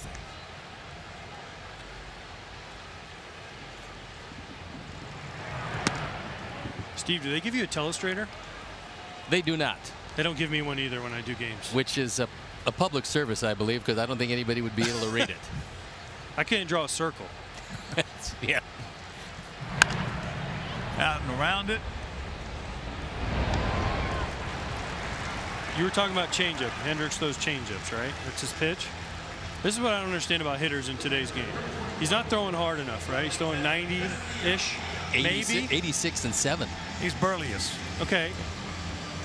So to me, when we always talked about this, and it's easier said than done. I get it. Baseball's very hard. Hitting is the hardest thing in all the world to do. Why would you not go up there and just look for something slow? Well, he's not throwing hard. Maybe I was different. I had a different approach than most people because I was taught at a young age. I get 2 strikes. Approach in a lot of things than most people. So with 2 strikes, I always sat off speed and I would foul off fastballs.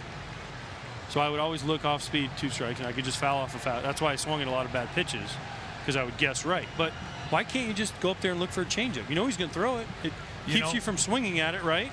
Let me ask you a question. You've been, because that's down in the corner. That's fair. Castillo now 2 for 2. So the 1-out double. In fact, I think the 2 smartest catchers that I've seen in my career have been Thurman Munson and A.J. Pierzynski. And one of the reasons, the way that I finally, when I became a decent hitter, was found, Steve and I were talking about this earlier, the way I found out you can combat it a little better is that you got to give them, as a hitter, different looks. You got to move around in that box because you can be looking to film on how Steve hits or how Jimmy Jones or Sammy Smith hits, and you know what they're supposed to be or where they're supposed to be. And all of a sudden they step in there and they're not there. You're right. You got to move around in that box. It's like Ted Williams and Joe Cronin told me. Cooperstown is filled with guys who moved around in the box. Like if I was facing Steve Stone, right? Curveball. Curveball. Yeah, that was going to be it. I mean, you look for that, you got it. I'd look for it. Yeah. You're going to throw it to me, right? Yep, a lot. So why would I not? Why would I go up there and be like, man, I want to try and hit a high fastball? No, you're going to get 75% curveballs. I mean, if you guess right just once, you got it. And you hang one, right? That's it. Every at bat you get 1 pitch to hit from a. So the thing about, to me, like you sit off speed as a hitter, and they throw, and you're looking changeup, and they throw a curveball, you have a chance. I get, yeah, you got to be ready for a fastball, but at the same time, there's distinct advantages. Look at count charts. Well, what you're every talking pitcher about, has patterns. What you're talking about now is what I believe in. You hadn't mentioned mechanics one time. You're talking about, sucked at mechanics. You're talking about approach, thinking. It's a hitting in the major leagues against major league pitchers who are pretty good or they wouldn't be out there. It is not a game of mechanics. It's a game of thinking and it's approach. When you step in that batter's box, you better have. If I'm throwing, the 2 examples I use now. If I'm facing Corey Kluber or Jake Arrieta, right-handed hitter, I'm a strong right-handed hitter. What am I going to do with that slider or curveball if they hit their spots? I'm going to grab some bench. You're going to swing and miss at it. I'm going to grab some bench. So how can I combat that? What I would do against those 2 guys, I'd stand right on top of the plate so they couldn't freewheel it. They'd have to tighten it up, you know. And I could, in essence, dictate how they're going to think, and I could get a fastball in that thing. Because if I'm making them think, then it takes it away from me having to think. I'm forcing the action. I'm getting that sense of control. Arrieta, when I faced Arrieta a lot, I always looked off speed off him because I knew I was going to get a cutter, usually backdoor, or a curveball, or a changeup. I was going to get one of them. There we go. That is a start. We get on the board.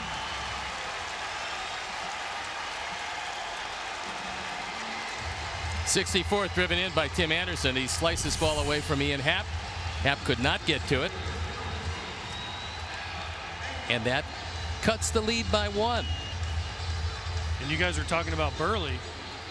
Hendricks being similar to Burley. The teams that had success off Burley picked one side of the plate. The Twins, when they hit him well, I remember talking to Michael Kadire. He would say, I either went up there looking for off speed away or a cutter in, and I would just choose that at bat. And I knew I was going to get one, just a matter of where and when. Those are the guys that hit them. That'll retire the side, but we get on that board, and we're in. Trailing.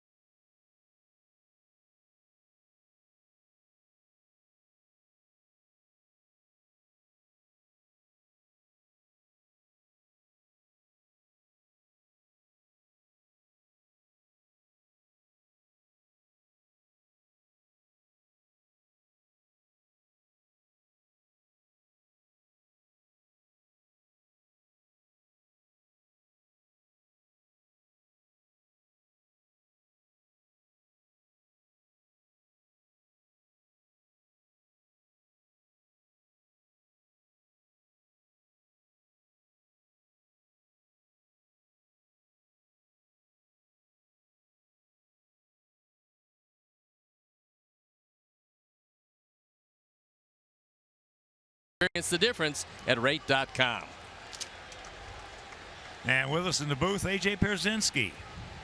In the break right there, we were talking about how Mark Burley, who was my all-time favorite White Sox player, hated to face left-handed hitters. He did. He loved when it was lineup all righties. He just something about it. He felt different when righties. Usually when if there's a left-handed starter and there's a left-handed guy in the batter's box starting the game, that usually meant the lefty was pretty good. Hitting. Really good. Because now with the platoons and all the splits, you have to be pretty good to earn starts against a left-handed pitcher in today's game especially. Murphy. He's been a pain in the behind today in this game. Single to lead off the ball game, scored in the first, then he singled again in the second. Yeah, I used to love to watch Mark pitch. And it's just unfortunate, it's fortunate for him that you weren't catching the day he threw the perfect game. No, it was better. It's a better story that I wasn't. Tell him. It's a better story. Tell him. I tell the story. People don't believe this story. People are so superstitious. If people are throwing no-hitters, no one wants to talk about it. Right. Did you ever come close? 8th inning with 1 out. Okay, so but no one wants to say like, hey, you're throwing a no-hitter. Like, right. It's just not what you do. Well, Mark came in that day and was late and running and just mad. And we had lockers next to each other the whole time I was here, and said, I can't pitch today. I didn't get my energy drink, and I'm late. And I'm like, just be quiet. Just you're facing the Rays. Just go out, throw a no-hitter. And Mark looks at me and goes, I've already done that. I go, you know what then, Mark? Shut up. Just go throw a perfect game. And he goes, you know what? I'm going to throw a perfect game today. And I promise you on my life, he said that, and he went out and threw a perfect game. Not only did he throw a perfect game, he wouldn't let me come in the dugout, and he was making fun of me as the innings went by, because you're not catching, ha-ha. I'm going to throw a perfect game, and you're not catching. You've always wanted one, ha-ha, ha-ha. And it was unbelievable. And when Dwayne Wise made the catch out in left center field, oh boy, I couldn't believe it. I still am in shock that the guy said, I'm going to throw a perfect game, and he went out and threw a perfect game. Yeah, when Kapler hit that ball, I can't swear over the air, but I swore to myself when that ball was hit, because there's no way. You know how shallow Dwayne played. Yeah. There was no way he could get there. Plus, they just put him in the game. Yeah. It wasn't like he'd been out there all day. And he got there. That was to me because of my love for I don't think I've ever cried in a game more than I cried after that ball game was over, because it was Mark Burley who threw it. Now, if it was some other, bleep out there, I just go up and pat him on the hey, nice going. You didn't cry when Phil Humber threw his perfect game? I did. Because I could text Mark Burley and say, ha, I got my perfect game and you didn't pitch it. How about the last out? Yeah, Brendan Ryan, Paul Runge behind the plate, Brian Runge behind the plate, and Brendan Ryan swinging, and I clanked it. Thank God he didn't run. That would have been something to lose it like that. Oh man! Last man of the ball game. I mean, that ball was this. I mean, well, it was 3 foot outside. He swung at, and oh, thank you, Brian Runge, and thank you, Brendan Ryan. Now ball. But I said this to, I mean, you guys have been around, obviously, the White Sox longer than I, but the 8 years that I was here, there could not have been a better run in White Sox history of the things we saw, from Burley and Humber's perfect game, the World Series, the 08, the blackout game, Bobby Jenks and him setting the record for most guys retired, Jermaine and Paul hitting the back-to-back, Tommy hitting his 500th home run. Just the accomplishments in that short amount. It has to be the greatest run in White Sox history. Well, there's another one that I don't think we'll ever see again, and Hawk was here, was the playoff run to play off against Tampa Bay. Was 3 straight wins, 3 different teams in this city. I don't think you'll see 3 different teams come in 3 different days and have to beat them to get to the playoffs. And thank you, Freddie Garcia, for getting a stiff neck that day. He was throwing pretty well for 5. He was dealing against us. Thank goodness his neck got real stiff about the 6th. That was a great run. There's no question about that. That was a lot of fun. And one of the things, too, is there's a shot base hit. Baez gets on the board with his first hit. He's now 1 for 4.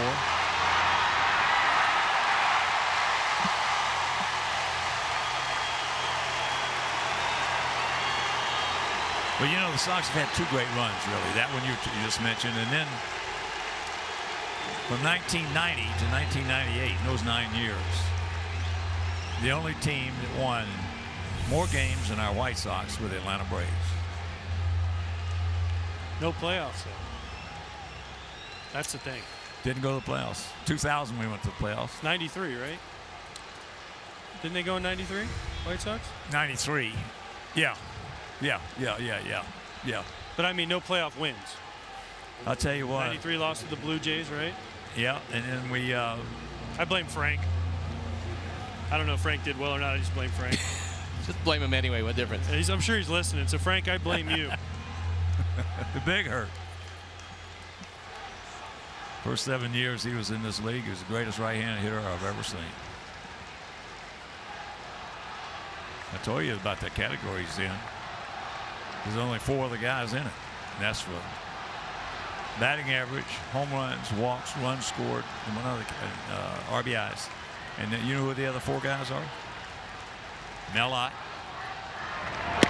Lou Gehrig, Ted Williams, and Babe Ruth. All those guys are left-handed hitters. Another list I'm not on, Hawk. You keep bringing these up. Kind of hurts my feelings. Yeah, but they love you in Orlando now. What's that kid's name? Wilkinson from West Orange? Wimberly. Wimberly, was it? Yeah. I got him in the minor leagues, though, twice. 1 game. He ain't talked to me since. I remember he got you in the first at bat. He drilled him right in the ribs. Yeah. You know, you were lucky. That's a lot of people too overlook the fact that when you're playing in high school, it's a competition you play against. And you had your boy in Orlando, there was some really good competition down there. There was. We could play the good players. It makes you better. Play the better competition you play against. I try to explain that to my son now. Like, I want you to strike out. I want you to struggle. But that's the only way you get better. If you go out there and hit home runs every time, you think you're the best. You need to struggle. Now he calls him out. He gone. And we go to the bottom of the 6th. We need some runs.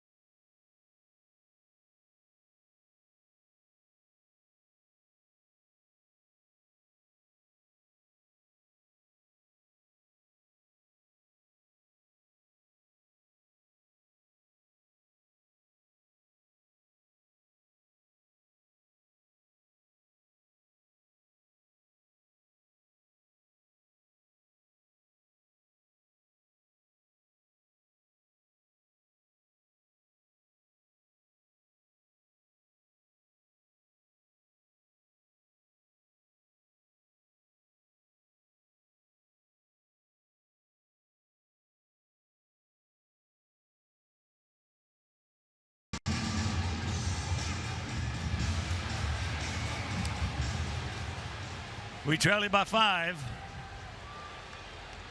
We got to get something going. Huck, I just got a text from my son saying, thanks for mentioning me striking out on TV. That's not what I meant. No. I didn't. I mean, everyone strikes. You struck out plenty, didn't you? Oh, yeah. I struck out a lot. Stoney, I know you struck out as a pitcher. Yeah, I struck out plenty. I mean. And more than probably both you guys.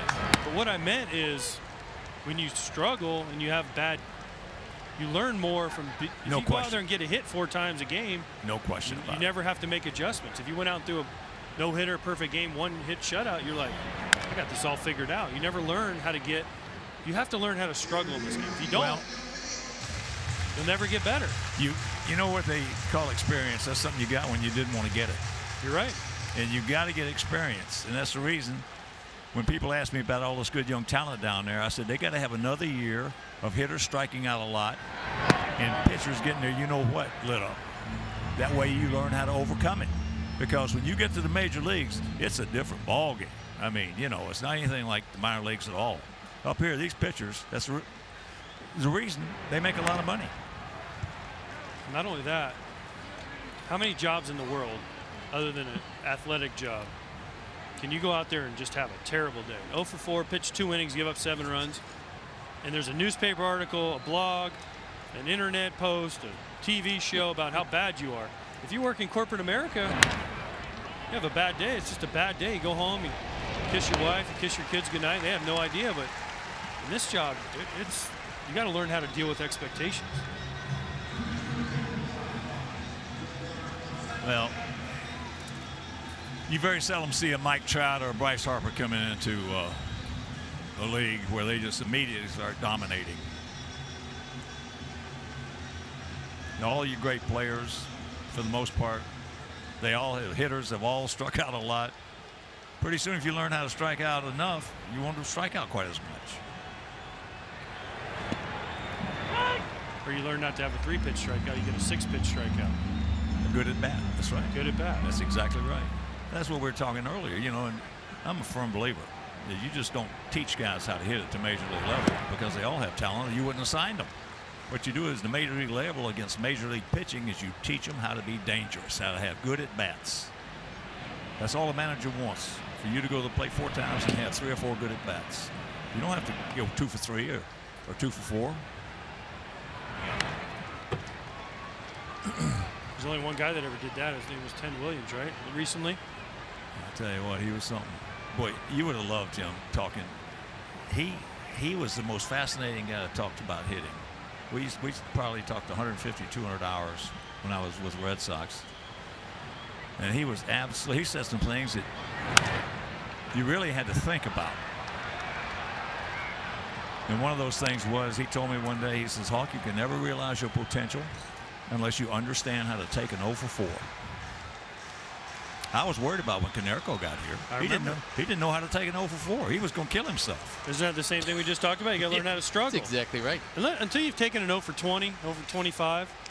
I guess Robin Ventura took 0 for 40 something when he first came up, right? 41, I think, yeah. It was the same guy. Everyone said same guy every day. If I was 0 for 41, you'd be hanging yourself. Man, I'd be jumping out this booth right here. He's the only. He gets in. Robin is the only guy I've ever seen go 0 for 41 and grow in stature to his teammates. The way he took it. Because he had just broken the college record, for consecutive games hit in Oklahoma State.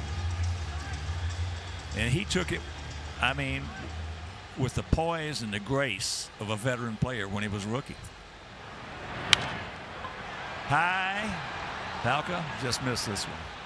Well, Hawk, I love you, pal. All right, buddy. All you the take best. care. I'll miss you guys. Kiss Lisa. Travel safely, AJ. I'll miss you, buddy. Take I care. love you. I got something for you here special before we go to break. Check this out. Look, Hawk never struck out. Oh, Hawkaroo. That was Bill Lee changeup.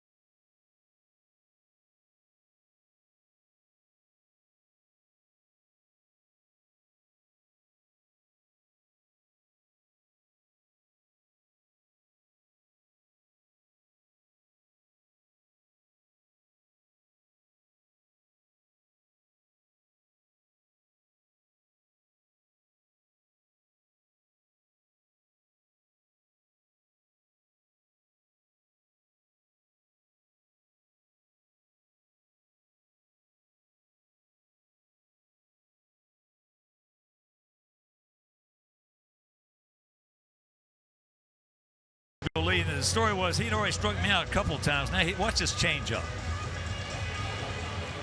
I said to myself, to hell with it. I'm just going to try to throw the bat and hit it. I tell you, left-handed with a good changeup, I was 0 for 4. There goes Bill marching off the mound. Boy, you're talking about a piece of work. Yeah, he was a dandy. Jenmer Gomez comes in the ball game. Got to keep it at a 5-run deficit. On for the 24th time. He's 0-2 ERA, a little above 4.5. And there you look at the rest of the numbers. Well, AJ had to leave. I'll tell you what, Ozzie framed it perfectly. When they asked him about AJ one day, he says, you know, half the guys on the team don't like him, and the other half can't stand it. AJ would get in your face. There's no, you know, he played the way he played the game is virtually almost the same way I played it. When I played the game, I couldn't stand the team we were playing against. I couldn't stand anybody on that team that had a different uniform on. Now, after the game was over, if we meet at the bar someplace, have a couple of beers, that's different. But when that game was going, and that's the way AJ played his whole career. He hated the other team. That used to be just about the way everybody played. Exactly. I mean, there wasn't a lot of fraternization. I remember Mets had a catcher, Jerry Grody. I'd go up, say hello to him. Wouldn't say a word, nothing, wouldn't even look at me. And that was the prevailing attitude of one team to another team until, as you say, the game is over, and who knows, you know, what happens later on. But right. Yeah, there was none of this palsy stuff. Well, you know what happens too is that back in those days they had an umpire that had to sit in the stands during batting practice, and if he caught you talking to the other team, you got a $25 fine. And that was a lot of money in those days. Outfield around to the right. Oh!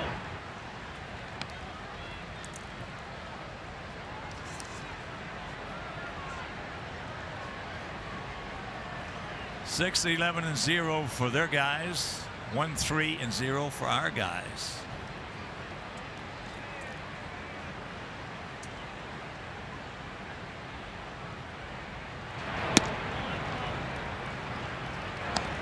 And AJ, I think, is one of the few catchers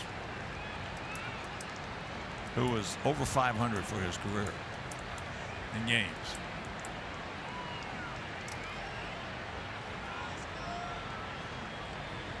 Boy, he was a smart catcher, smart player. He's one of the few guys, I told you, that ever aced his SATs. Right over the top. White Sox fans, Sox Fest 2019 hotel packages are now available. This is the only way to receive passes for a weekend of White Sox baseball that you won't want to miss. We hope to see you at the Hilton Chicago on January 25th through January 27th. Hotel packages available now at whitesox.com/SoxFest. You know, Stevie, just looking around right now, we might have close to 40,000 here today. It's a terrific crowd. And if you didn't see the game yesterday, it was absolutely amazing on our split. And by the split, I mean almost like the lottery, where you could buy tickets either in the ballpark or online. And that jackpot last night was $340,000. And the one guy who won it picked up $172,032. Christine O'Reilly Reardon, I'll tell you what an idea she came up with. Wow. That worked out real well. And all those proceeds that we split go to White Sox charities. What a job Christine O'Reilly Reardon has done. It's amazing. I love her. She's been here forever. She's been here longer than I have, and she looks like she's still 25 years old.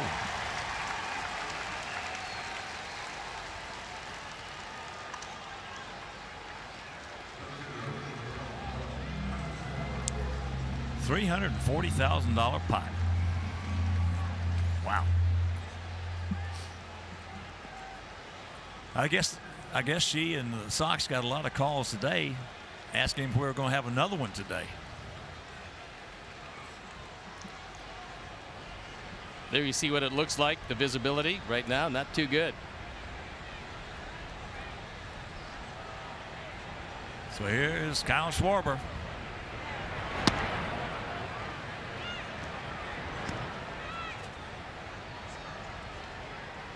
Schwarber, 2 for 2, a long home run, RBI double, and a walk.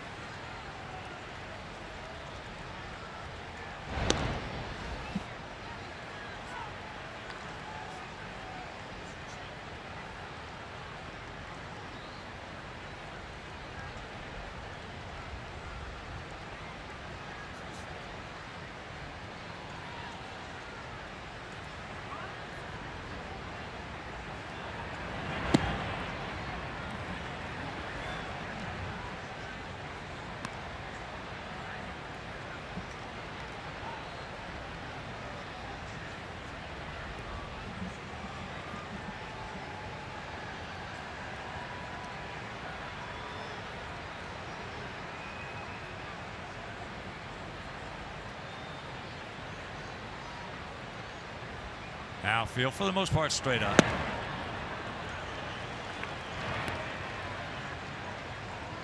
You think AJ is ever going to manage? AJ knows, to me, okay, and I've talked to thousands of baseball guys, hundreds and hundreds of managers. There is nobody that I've ever talked baseball with that knows more than AJ Pierzynski about the game. Nobody knows the game because that's how beautiful it is. But as far as knowing how to play the game, what to do in certain situations, nobody knows more about the game than AJ Pierzynski. And you think he will take that into the manager's office? Well, you don't know. A lot of times, you know, a guy who's as smart as he is, he's got a brilliant mind. Brilliant mind. He looks at the game differently than you and I or other people. He sees things that we don't see, and he's always been that way. Even in high school, he was that way. Because I used to drive him and our son, you know, say from Orlando, say they were playing in West Palm Beach, and I would drive 3 or 4 of them down there, you know, and watch the games, and then drive them back to Orlando. And some of the conversations we had would just floor you. And here was a kid in high school. I think if he wanted to manage, there's the walk.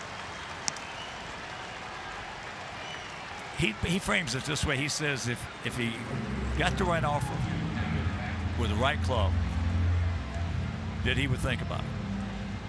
But I'm telling you, he is the biggest family guy you ever want to see. Lisa and Abel and Austin, they're inseparable.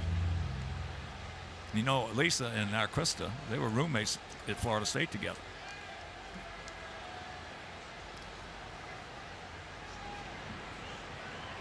So here's Happ. He's 0 for 3.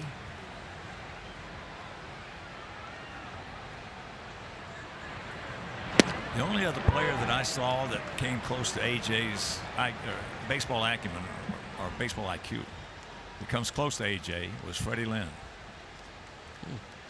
Who Freddie was with the Red Sox, later with the Angels, but in 1975, Freddie Lynn was Rookie of the Year and MVP in the same season. It's the first time that had ever been done. It's only been done one time since then. That was, of course, that was the Ichiro. But Freddie could slice and dice again. I'll tell you else could slice the dice a game as well as anybody, too, almost. It's a big hurt. Frank knows the game of baseball.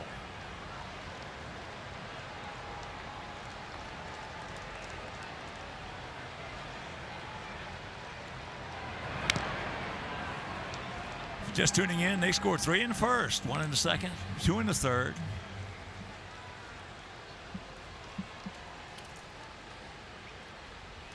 You know, we got ours in the 5th.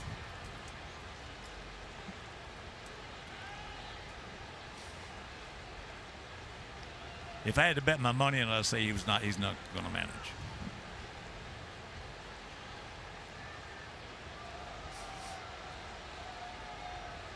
Well, he's going to have a wonderful career in television because he's very good at it. Oh, he's terrific. He is absolutely terrific.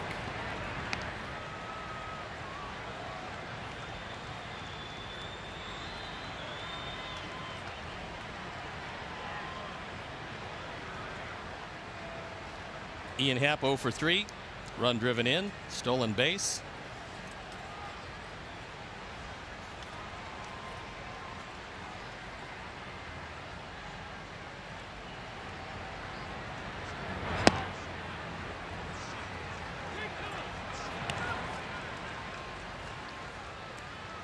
Happ, in the times we've seen him, has looked pretty good to us, against us.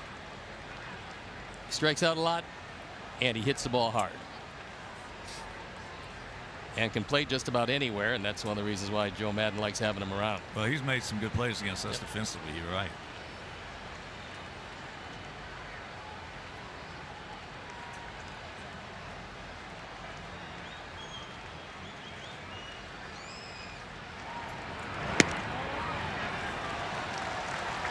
The dreaded base on balls.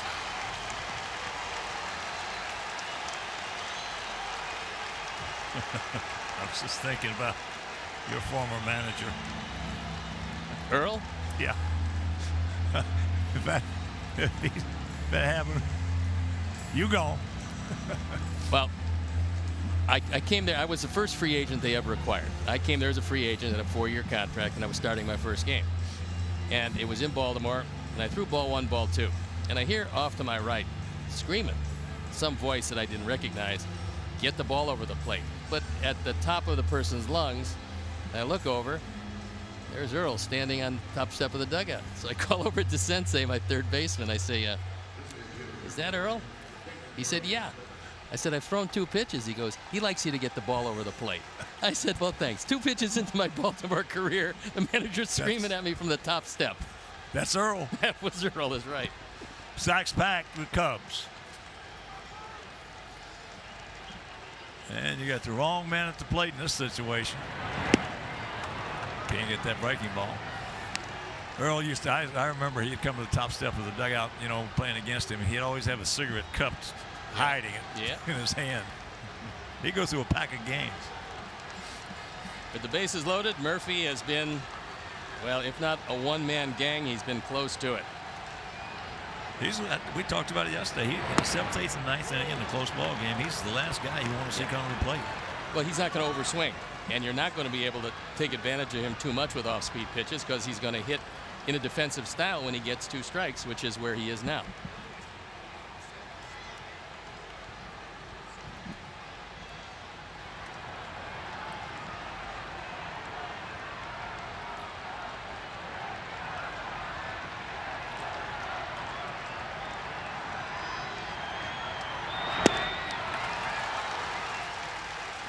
Got him, he gone. Wow. Good.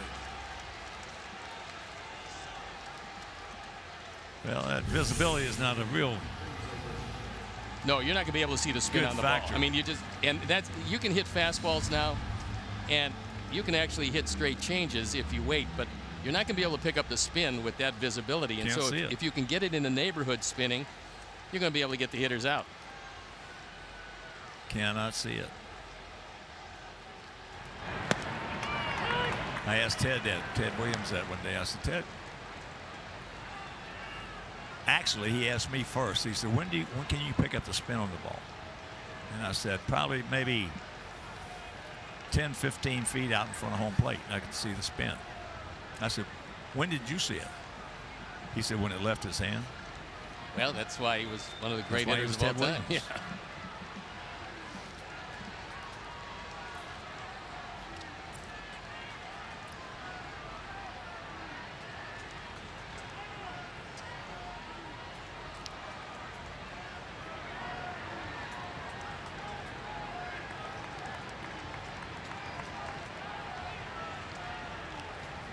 Sacks pack, 2 out.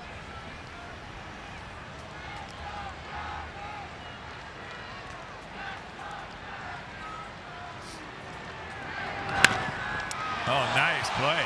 Nice snap right there. And that'll retire the side.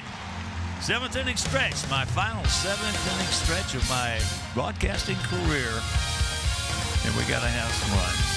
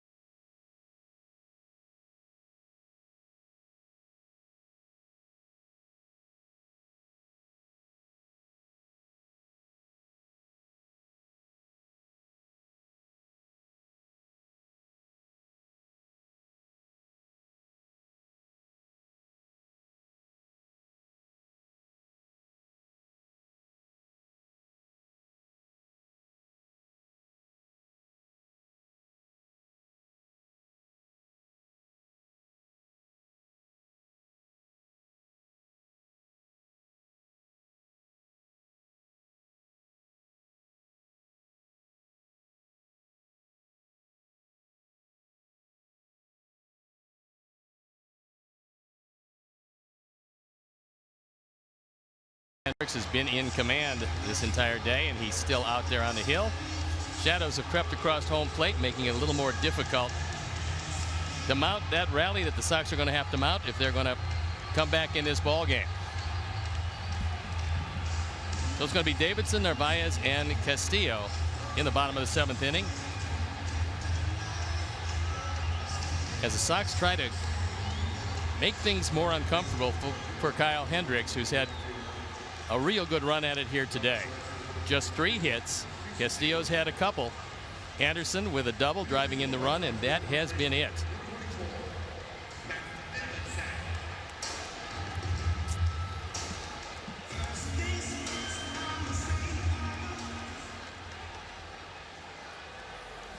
So here's Matt.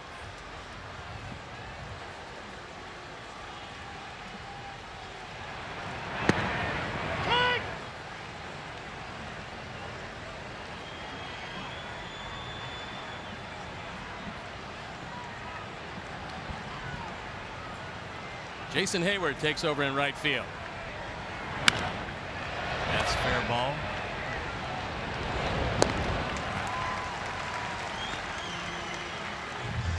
Ian Happ has shifted across. He's going to play left field. Kyle Schwarber out of the game.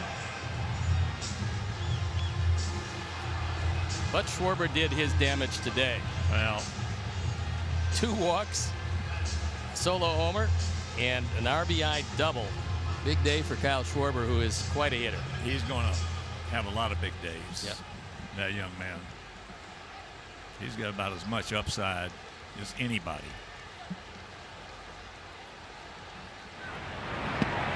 Here's a breaking ball strike. 39,449.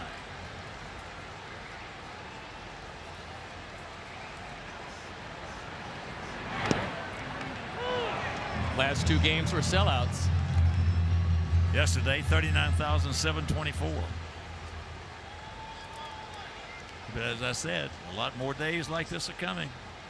Once those kids, as we talked about with AJ, once those kids strike out enough and the pitchers get hit hard enough, get some experience, learn what they're doing.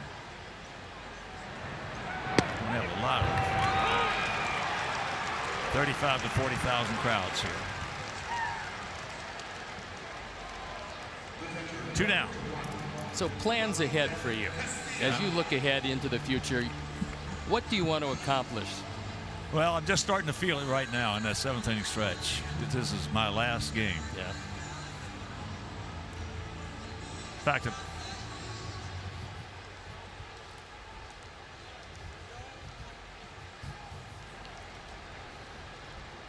Two outs here, 6-1 Cubs. Kyle Hendricks still in command and still throwing unbelievably well. That changeup has been outstanding. He's been able to pinpoint his fastball. That's really been the key. He's gotten ahead with the fastball and then went right at the hitters with the off-speed pitches. Tough to deal with.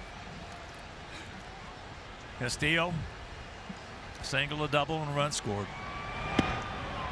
What I'm going to do in the future, God willing, and my health holds up. You know, I'm way past the halfway point on the backside in my life. Well, unless you want to live to 150. Yeah, I don't want to do that. But I'm going to enjoy my grandchildren. And I'm going to enjoy our beautiful daughter, Krista. I'm going to enjoy our wonderful, wonderful son, Casey. And I'm going to enjoy my gorgeous wife, Eris.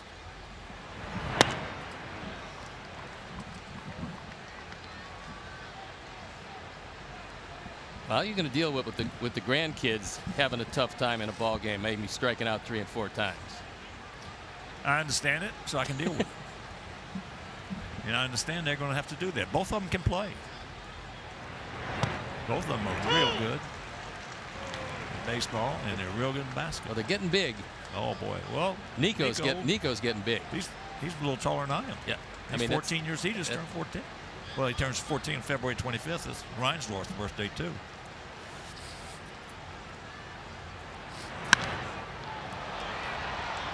High and 2, center field. So another strong inning for a good right-hander.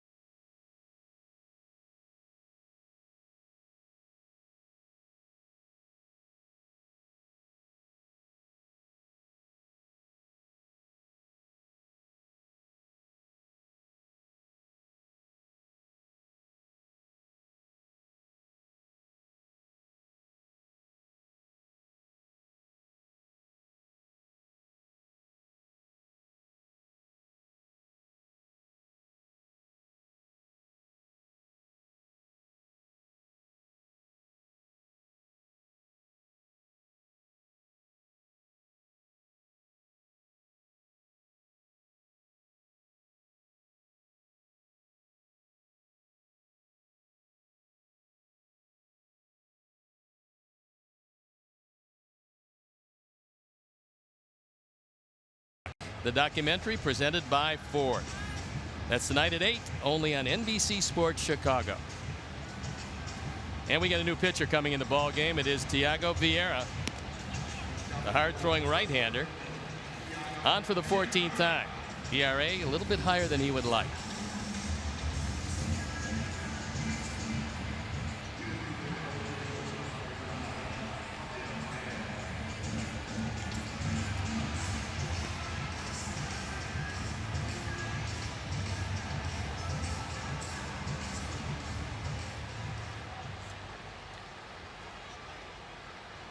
In a couple games of interest, certainly to the Cubs. Milwaukee leading Pittsburgh 13-4. St. Louis leading San Francisco 7-2. So both of the teams that are in the race, principally Milwaukee, they're going to win that one. And barring a big comeback, the Cubs will secure this one.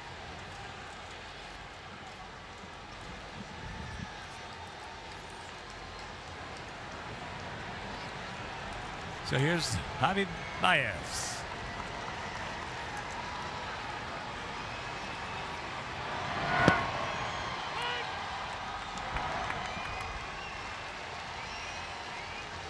Baez the double back in the 6th inning.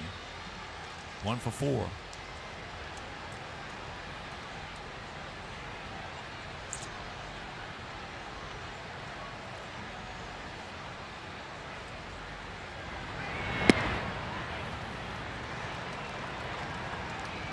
Actually, a pretty good pitch. Didn't get it.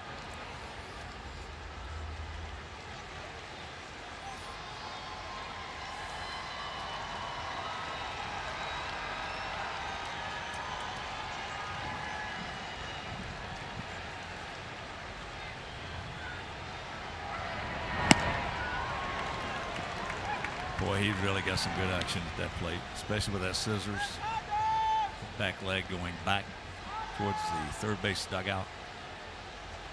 It's amazing how much longer you see the ball when you can do that. A lot of guys can't do that. And bats as lively as Baez don't come around too often.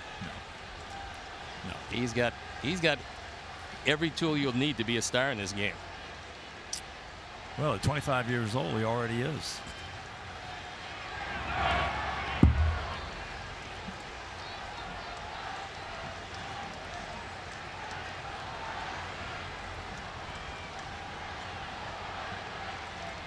Six 12-0 for them, 1-3-0 for us. 3 hits for us. As Kyle Hendricks has just absolutely dominated our guys.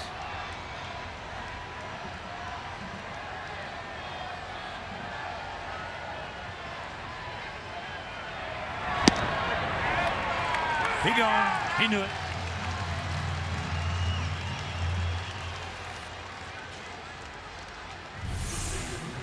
He hesitated for a while, and then fastball down the middle, blazing. I want to send out a big White Sox shout out to a great buddy of mine, Dickie Pride.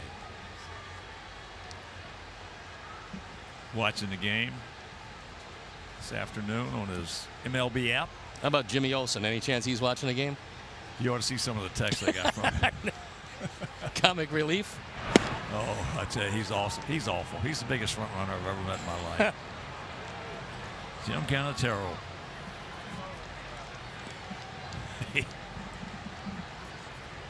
He handled all of Nintendo's money for the United States. He retired. That way they had to sell the team. And we'd come in, he would sit in the owner's box in Seattle, right by their dugout, with his White Sox shirt on. He's crazy. But Dickie Pride, we've been playing golf together long. Dickie won the, I think, the Danny Thomas PGA event a few years ago.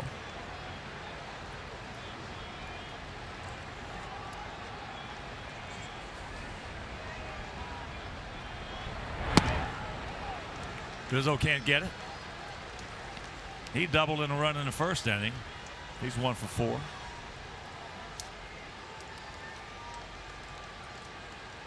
Oh boy.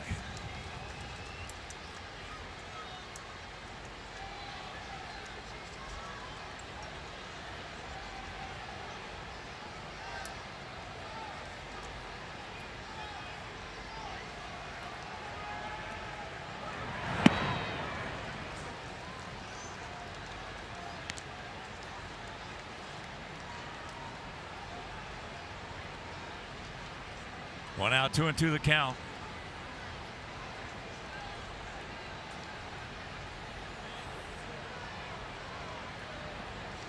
Bit of a gap out there in left center.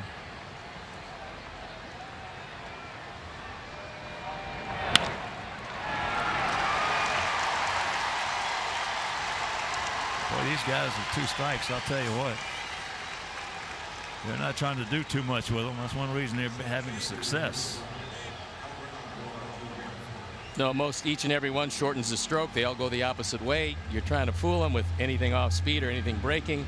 Just reaching out defensively and putting the ball in play.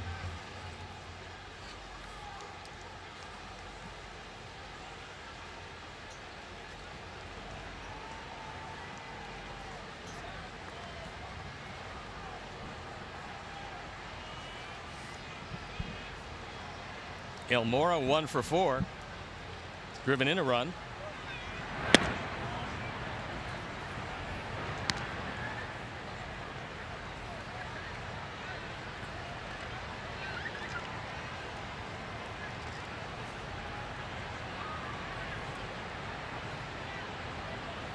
Big gap in left center.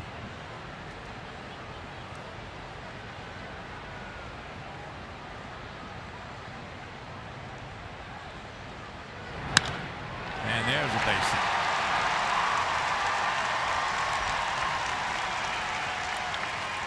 So 1 out, 2 on. Got to hold him right here. We still got 6 outs.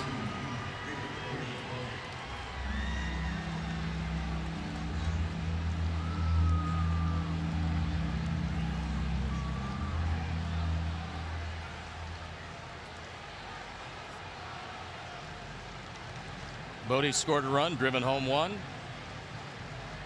1 for 3 overall.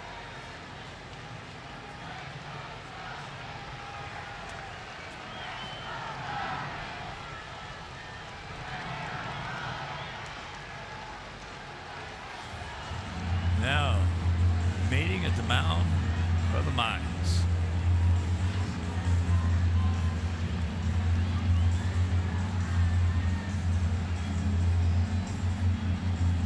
At one time, there was a rule. You could not go to the pitcher's mound as a position player. Yeah, those days have flown by the boards. Oh boy, a long time now.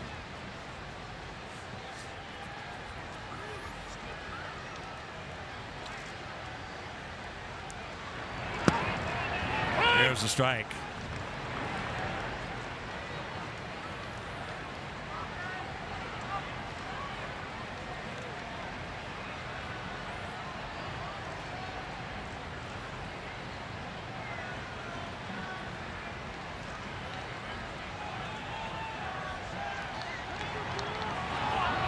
They're going to give him a balk because he started home first. You can fake the second base. You don't have to throw it, but you can't start to the plate and then turn around and throw to second. So the balk called by Doug Eddings. Yeah, Chad Whitson was all over it as well. Yep.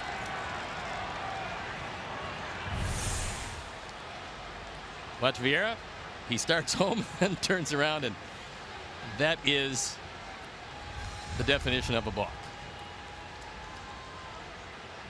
If you're talking about second baseman, that's the poster child for it. It's hard to balk to second. Cool. You're not kidding.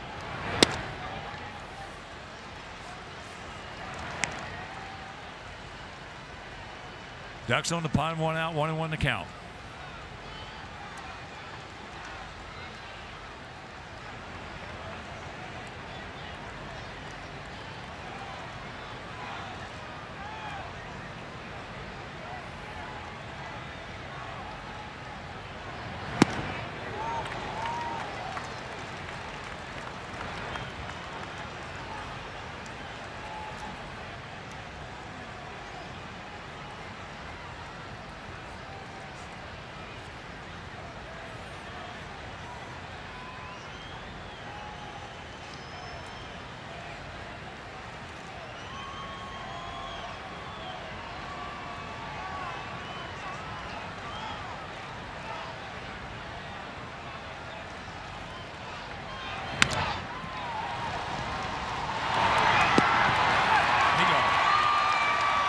Good play by Yon.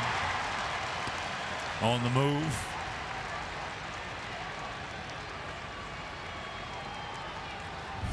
That looked pretty dangerous for a moment because the bat was left there and Rizzo was coming home and the bat is right there. He had to somehow get around it. He can't get around the tag, but then he lifts the bat out of there. Nice play by Yon. And they cut down Rizzo at the plate. I'll tell you what, once he gets settled in, Joe McEwing does the same thing for him as he did for Tim Anderson. That's going to be quite. Talent-wise, it's as good as there is. Yeah. Second base, shortstop combination. And you're probably going to get, between the two of them, maybe 50 or 60 home runs a year. Well, I think between 50 and 60 is a pretty safe bet with these two guys. Yeah. And possibly more. Yoan's going to be a prolific home run hitter from both sides of the plate.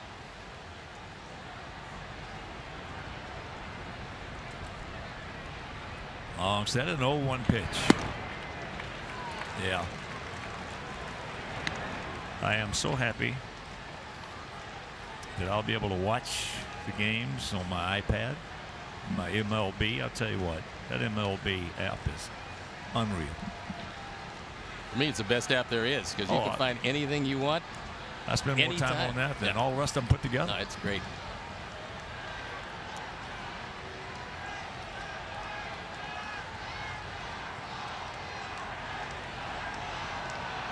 It ain't broke, don't fix it. Blow him away. He did. He gone. And we'll go to the bottom of the 8th.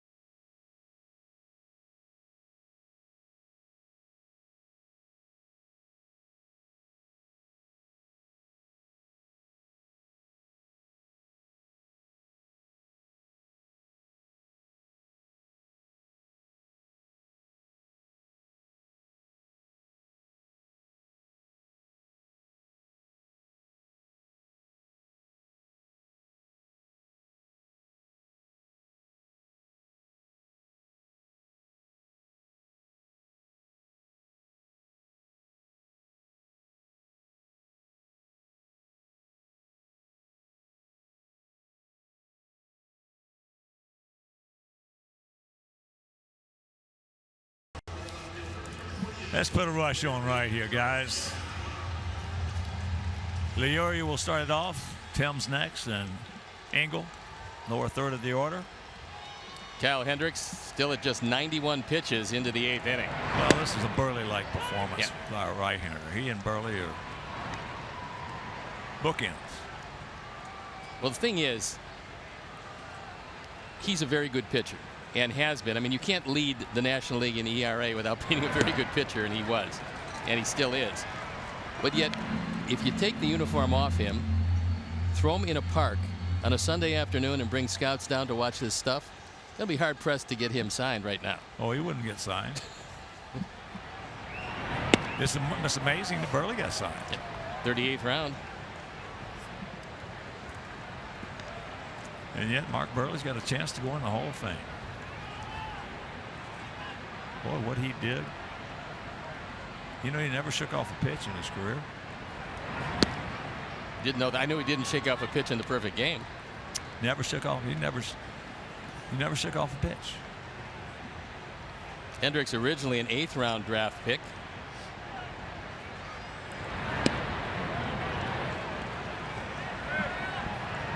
And just in case, Jorge De La Rosa throwing in the pen.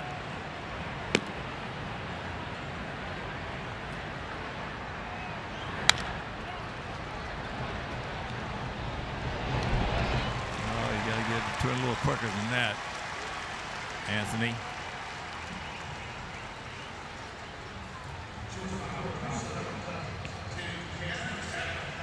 Boy, I tell you, Rizzo's a good player. Wow.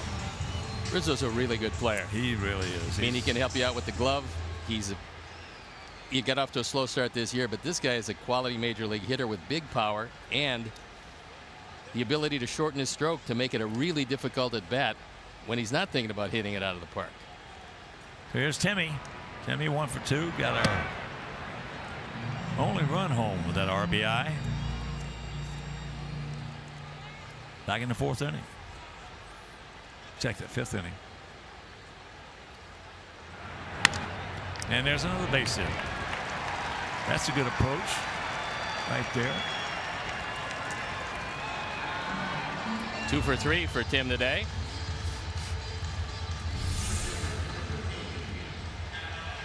Here's Adam. Both hits coming to right field. Well, here's the thing about Adam Engel. The talent is there. He is talented. He can run, he can throw. Fine defensive player. He's got big power. He does that. Yeah. I mean, he's a strong guy. I tell you what, who he's got to become friends with. He's got to become friends with that mirror. Paul Richards, former manager of our White Sox and general manager of the White Sox, Houston, Baltimore. I was struggling as a youngster in major leagues. Paul and I were pretty good golfing buddies. We were having dinner one night and he said, son, he said, I want to tell you something. He said, hitters are not born. Hitters are made. He said, what's going to happen, one day you're going to wake up after you put the work in, you get the work in. No, he did not. He said, you're going to get up one morning, you're going to look in that mirror, and that mirror's going to like what it sees. And he was right. And that's going to be it. You can become a hitter. Then you start off. But you got to put the work in. So Adam's got the talent. He just has to work on his approach. And not mechanics. The greatest thing you will ever, as he strikes out, the greatest thing you'll ever hear about hitting is you got to let your thoughts dictate the mechanics, not the mechanics dictate the thoughts.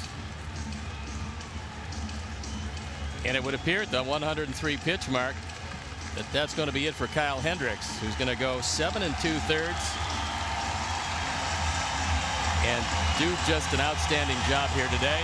Cubs ahead 6-1. And with a standing ovation for Kyle Hendricks from the Cub fans. We'll step out and be back after these messages.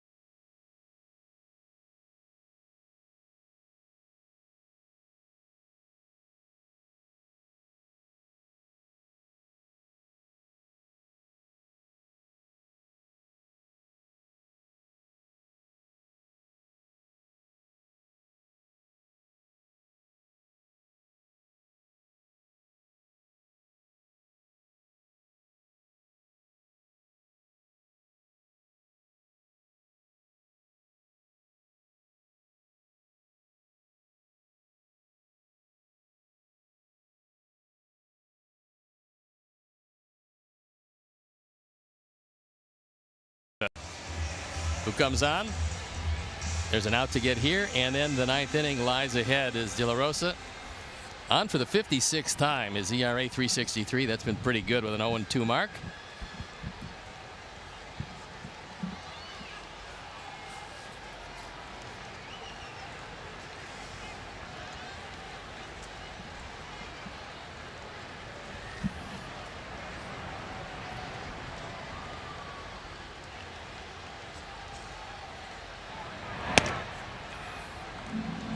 Get a bit of a funky move. Throws that right shoulder at you. At various times, he's been a pretty decent starter. And now relegated to the bullpen, which you can never have too many lefties down there, and he's one of those. Well, it used to be if you had two good left-handers in the bullpen, you were really in good shape. And then it got to the point you had to have three good left-handers in that bullpen. And now, as Steve just mentioned, you can't have too many left-handers down in that bullpen. I tell you, that's when the Mariners won, what, 116 games? There's a strike. He had three good left-handers. Pinella did down in that bullpen.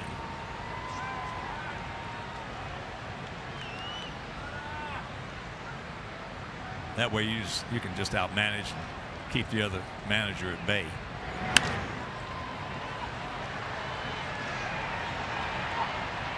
When Lou was in Cincinnati, those three he had in the bullpen, the Nasty Boys. Nasty Boys. The two lefty, and Rob Dibble was the righty. Charlton. Randy Myers, the left-handers. Randy Myers, one of the most unsung pitchers, under the radar pitchers you'll ever see. I tried like devil to trade for him when I was here.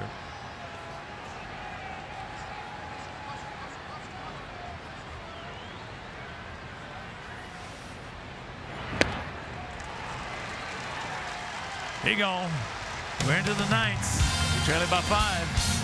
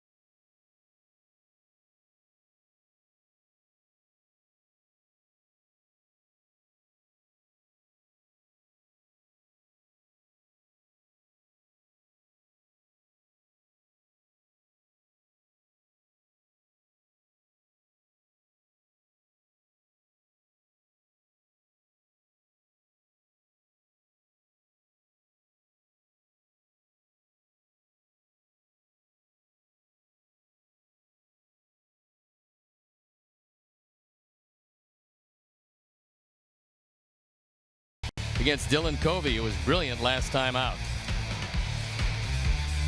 Well, I'll never. Every time I think of Dylan, I think about that game in Boston. Whew. Beating Chris Sale 1-0 as you look at Ryan Lamar.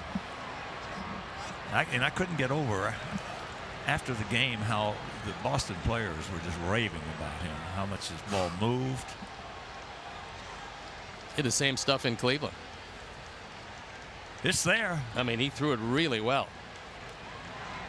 He's got to learn how to make a mistake is what he's got to do. Jason Hayward getting his first at bat. That's when you get stuff like he's got to say to himself, if I miss, I'm going to miss down. That way that elbow stays up.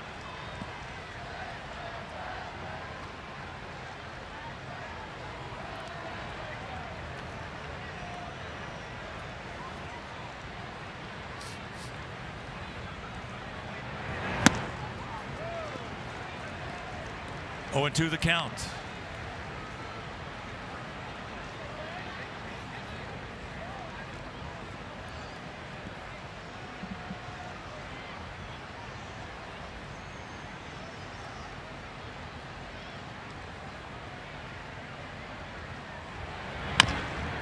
Chopper, 2 hopper. 1 out.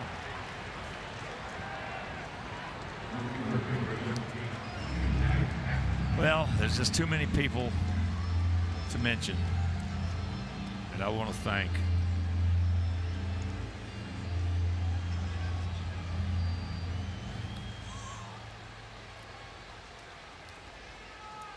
and I wish you and Jason nothing but the best, Tony. Well, you've talked about it quite a bit, and it's, I'm sure, going to happen in some way, shape, or form, but there's going to be a whole lot of talent brought to this organization, and this team's going to be very good. But there's a lot of pain in the process, which we found out over the last couple of years, and to a certain extent we'll find out next year. Well, people asking me what I'm going to be doing. I'm going to be, for sure, one thing. I won't be at Sox Fest next year. I love Sox Fest. I've only missed one in all the years. I think what we had 22 of them or something. I missed one because I had food poisoning. But I'll be there, and it's going to be a lot of fun to be talking with Sox fans and having a lot of those young talents there at Sox Fest.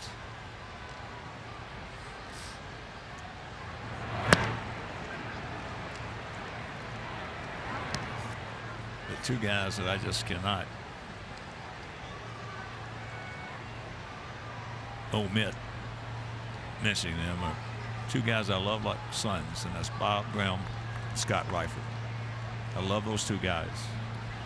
2 of the most loved people in this organization. Long way to go. That's going to fall. He's safe.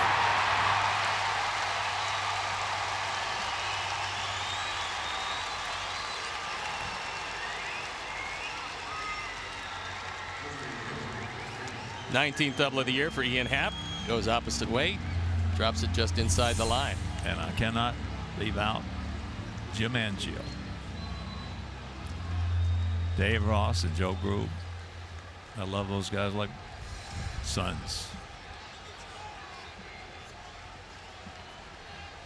And all the crew, Mike Mayer and everybody. Franco, Wynn. These guys have been a big part of my life.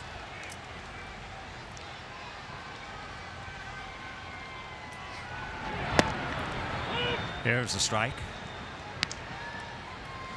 Daniel Murphy. 2 for 5. Yeah, but you guys are going to have a lot of fun.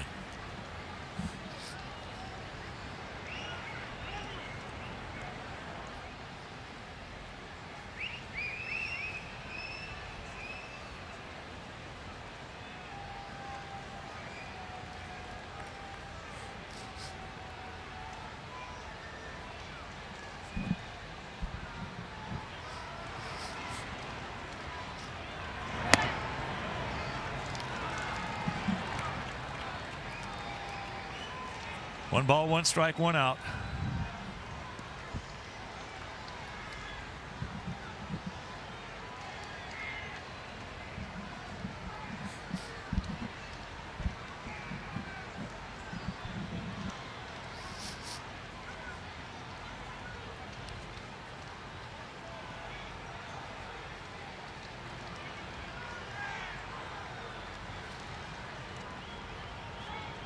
Cubs trying to take the rubber match here. We took the opener. They won yesterday, and we trail it here 6-1.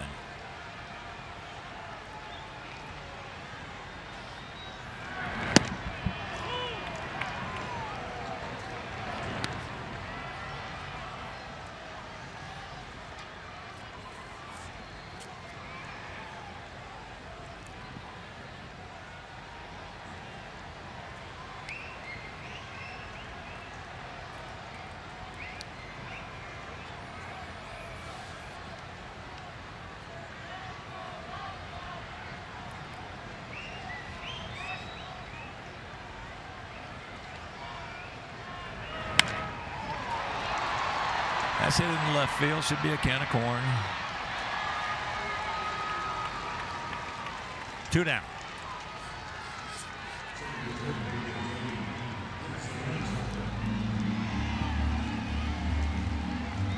This is a guy we've had some trouble with. Ben Zobrist has been really difficult to retire. We've had trouble with him when he was down in Tampa Bay. Yeah. Everywhere he's been, we play. He's a nice player. Oh, boy. Very underrated, under the radar. Except by his teammates and his manager and coaches.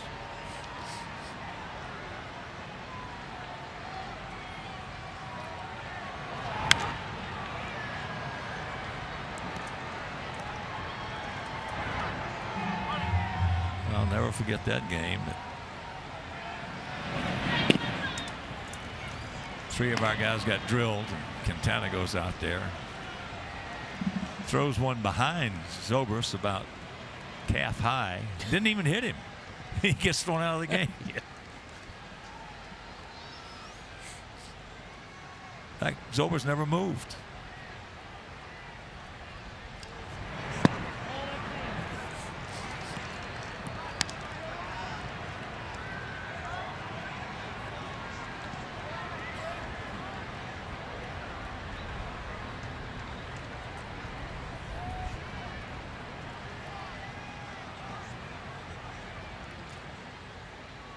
One pitch.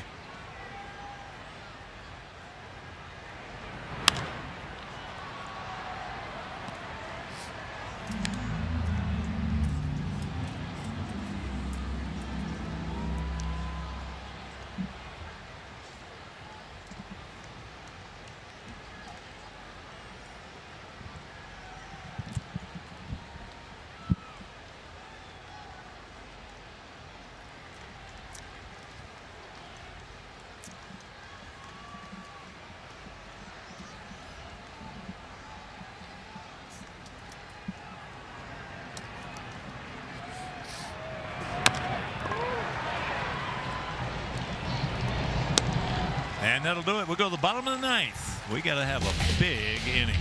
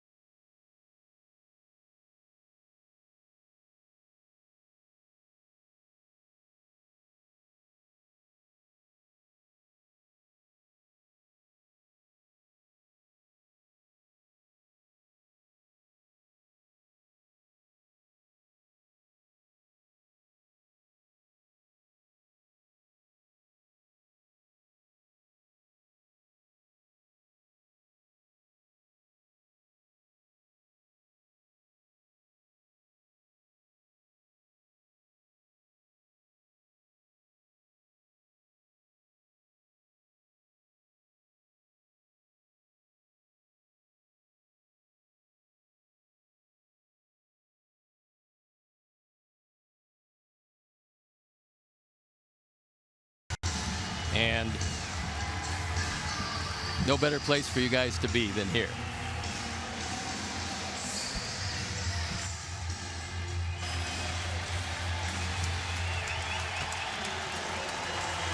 De La Rosa still out on the mound. And Yolmer to lead it off. It'll be Yolmer, Daniel, and Matt. Anybody gets on, they're bias. Sox try to come back in the finale of this 3-game series.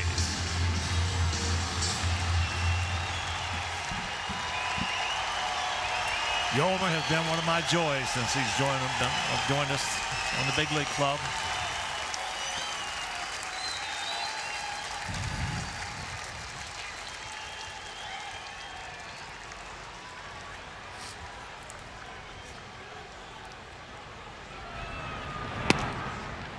Takes a strike.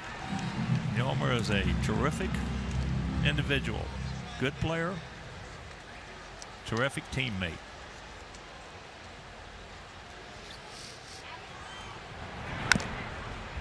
Oh, and 2 the count.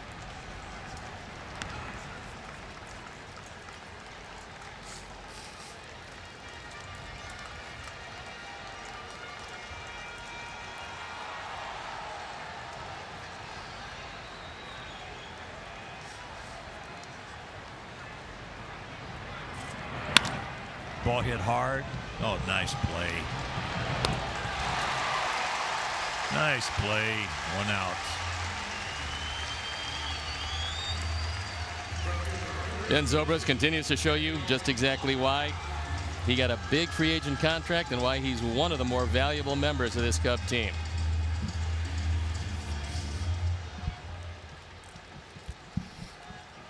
So here's Daniel. He just missed one his last time up.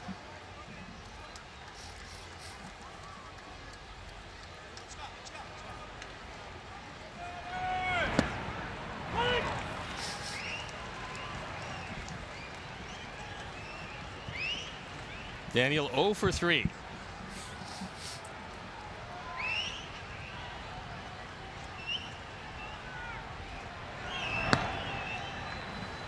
Only 1 to count. Tell you one thing, he has put on some kind of show since he's joined our ball club. It's been a wonderful year for him, and really a huge surprise. 27-64 on the power numbers.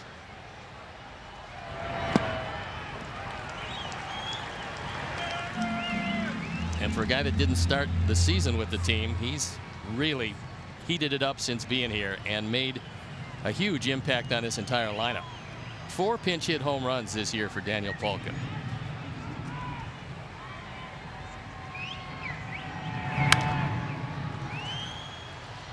And that's Souvenir left side. Yeah, best thing about him is he got a chance to get a lot better.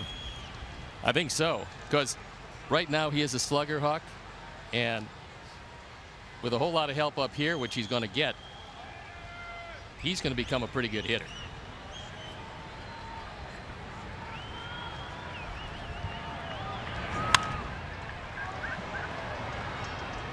And another Souvenir.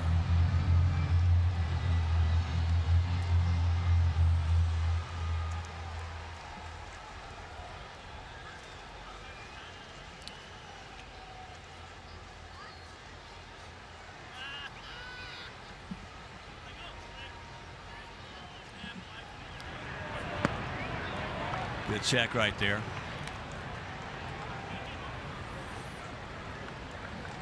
You know, one of the big things that I want to thank for the fans. I love our White Sox fans. And I always will. It's like I said at Hawk Day.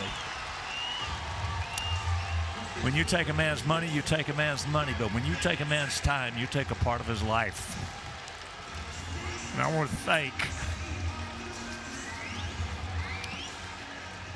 the Sox fans for giving me almost 35 years of their time.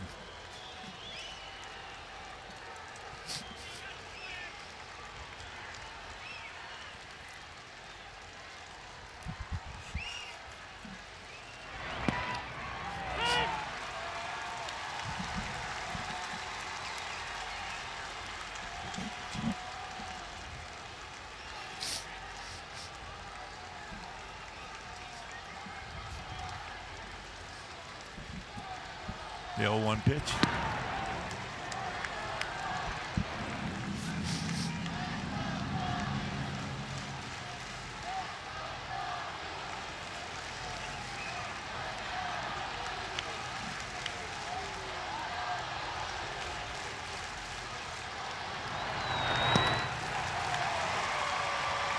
And we are down to our last bullet.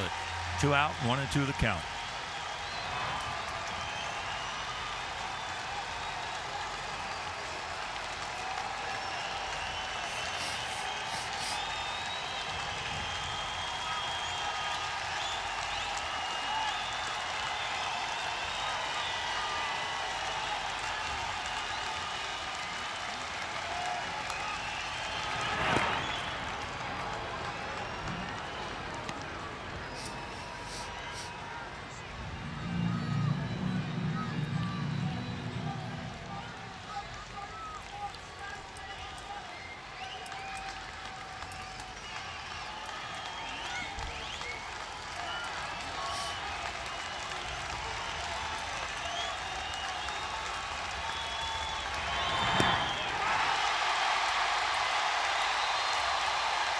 And this ball game is over.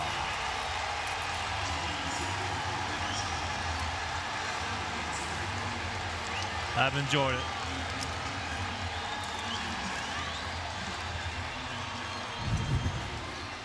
Very much. I have enjoyed it. I've loved it.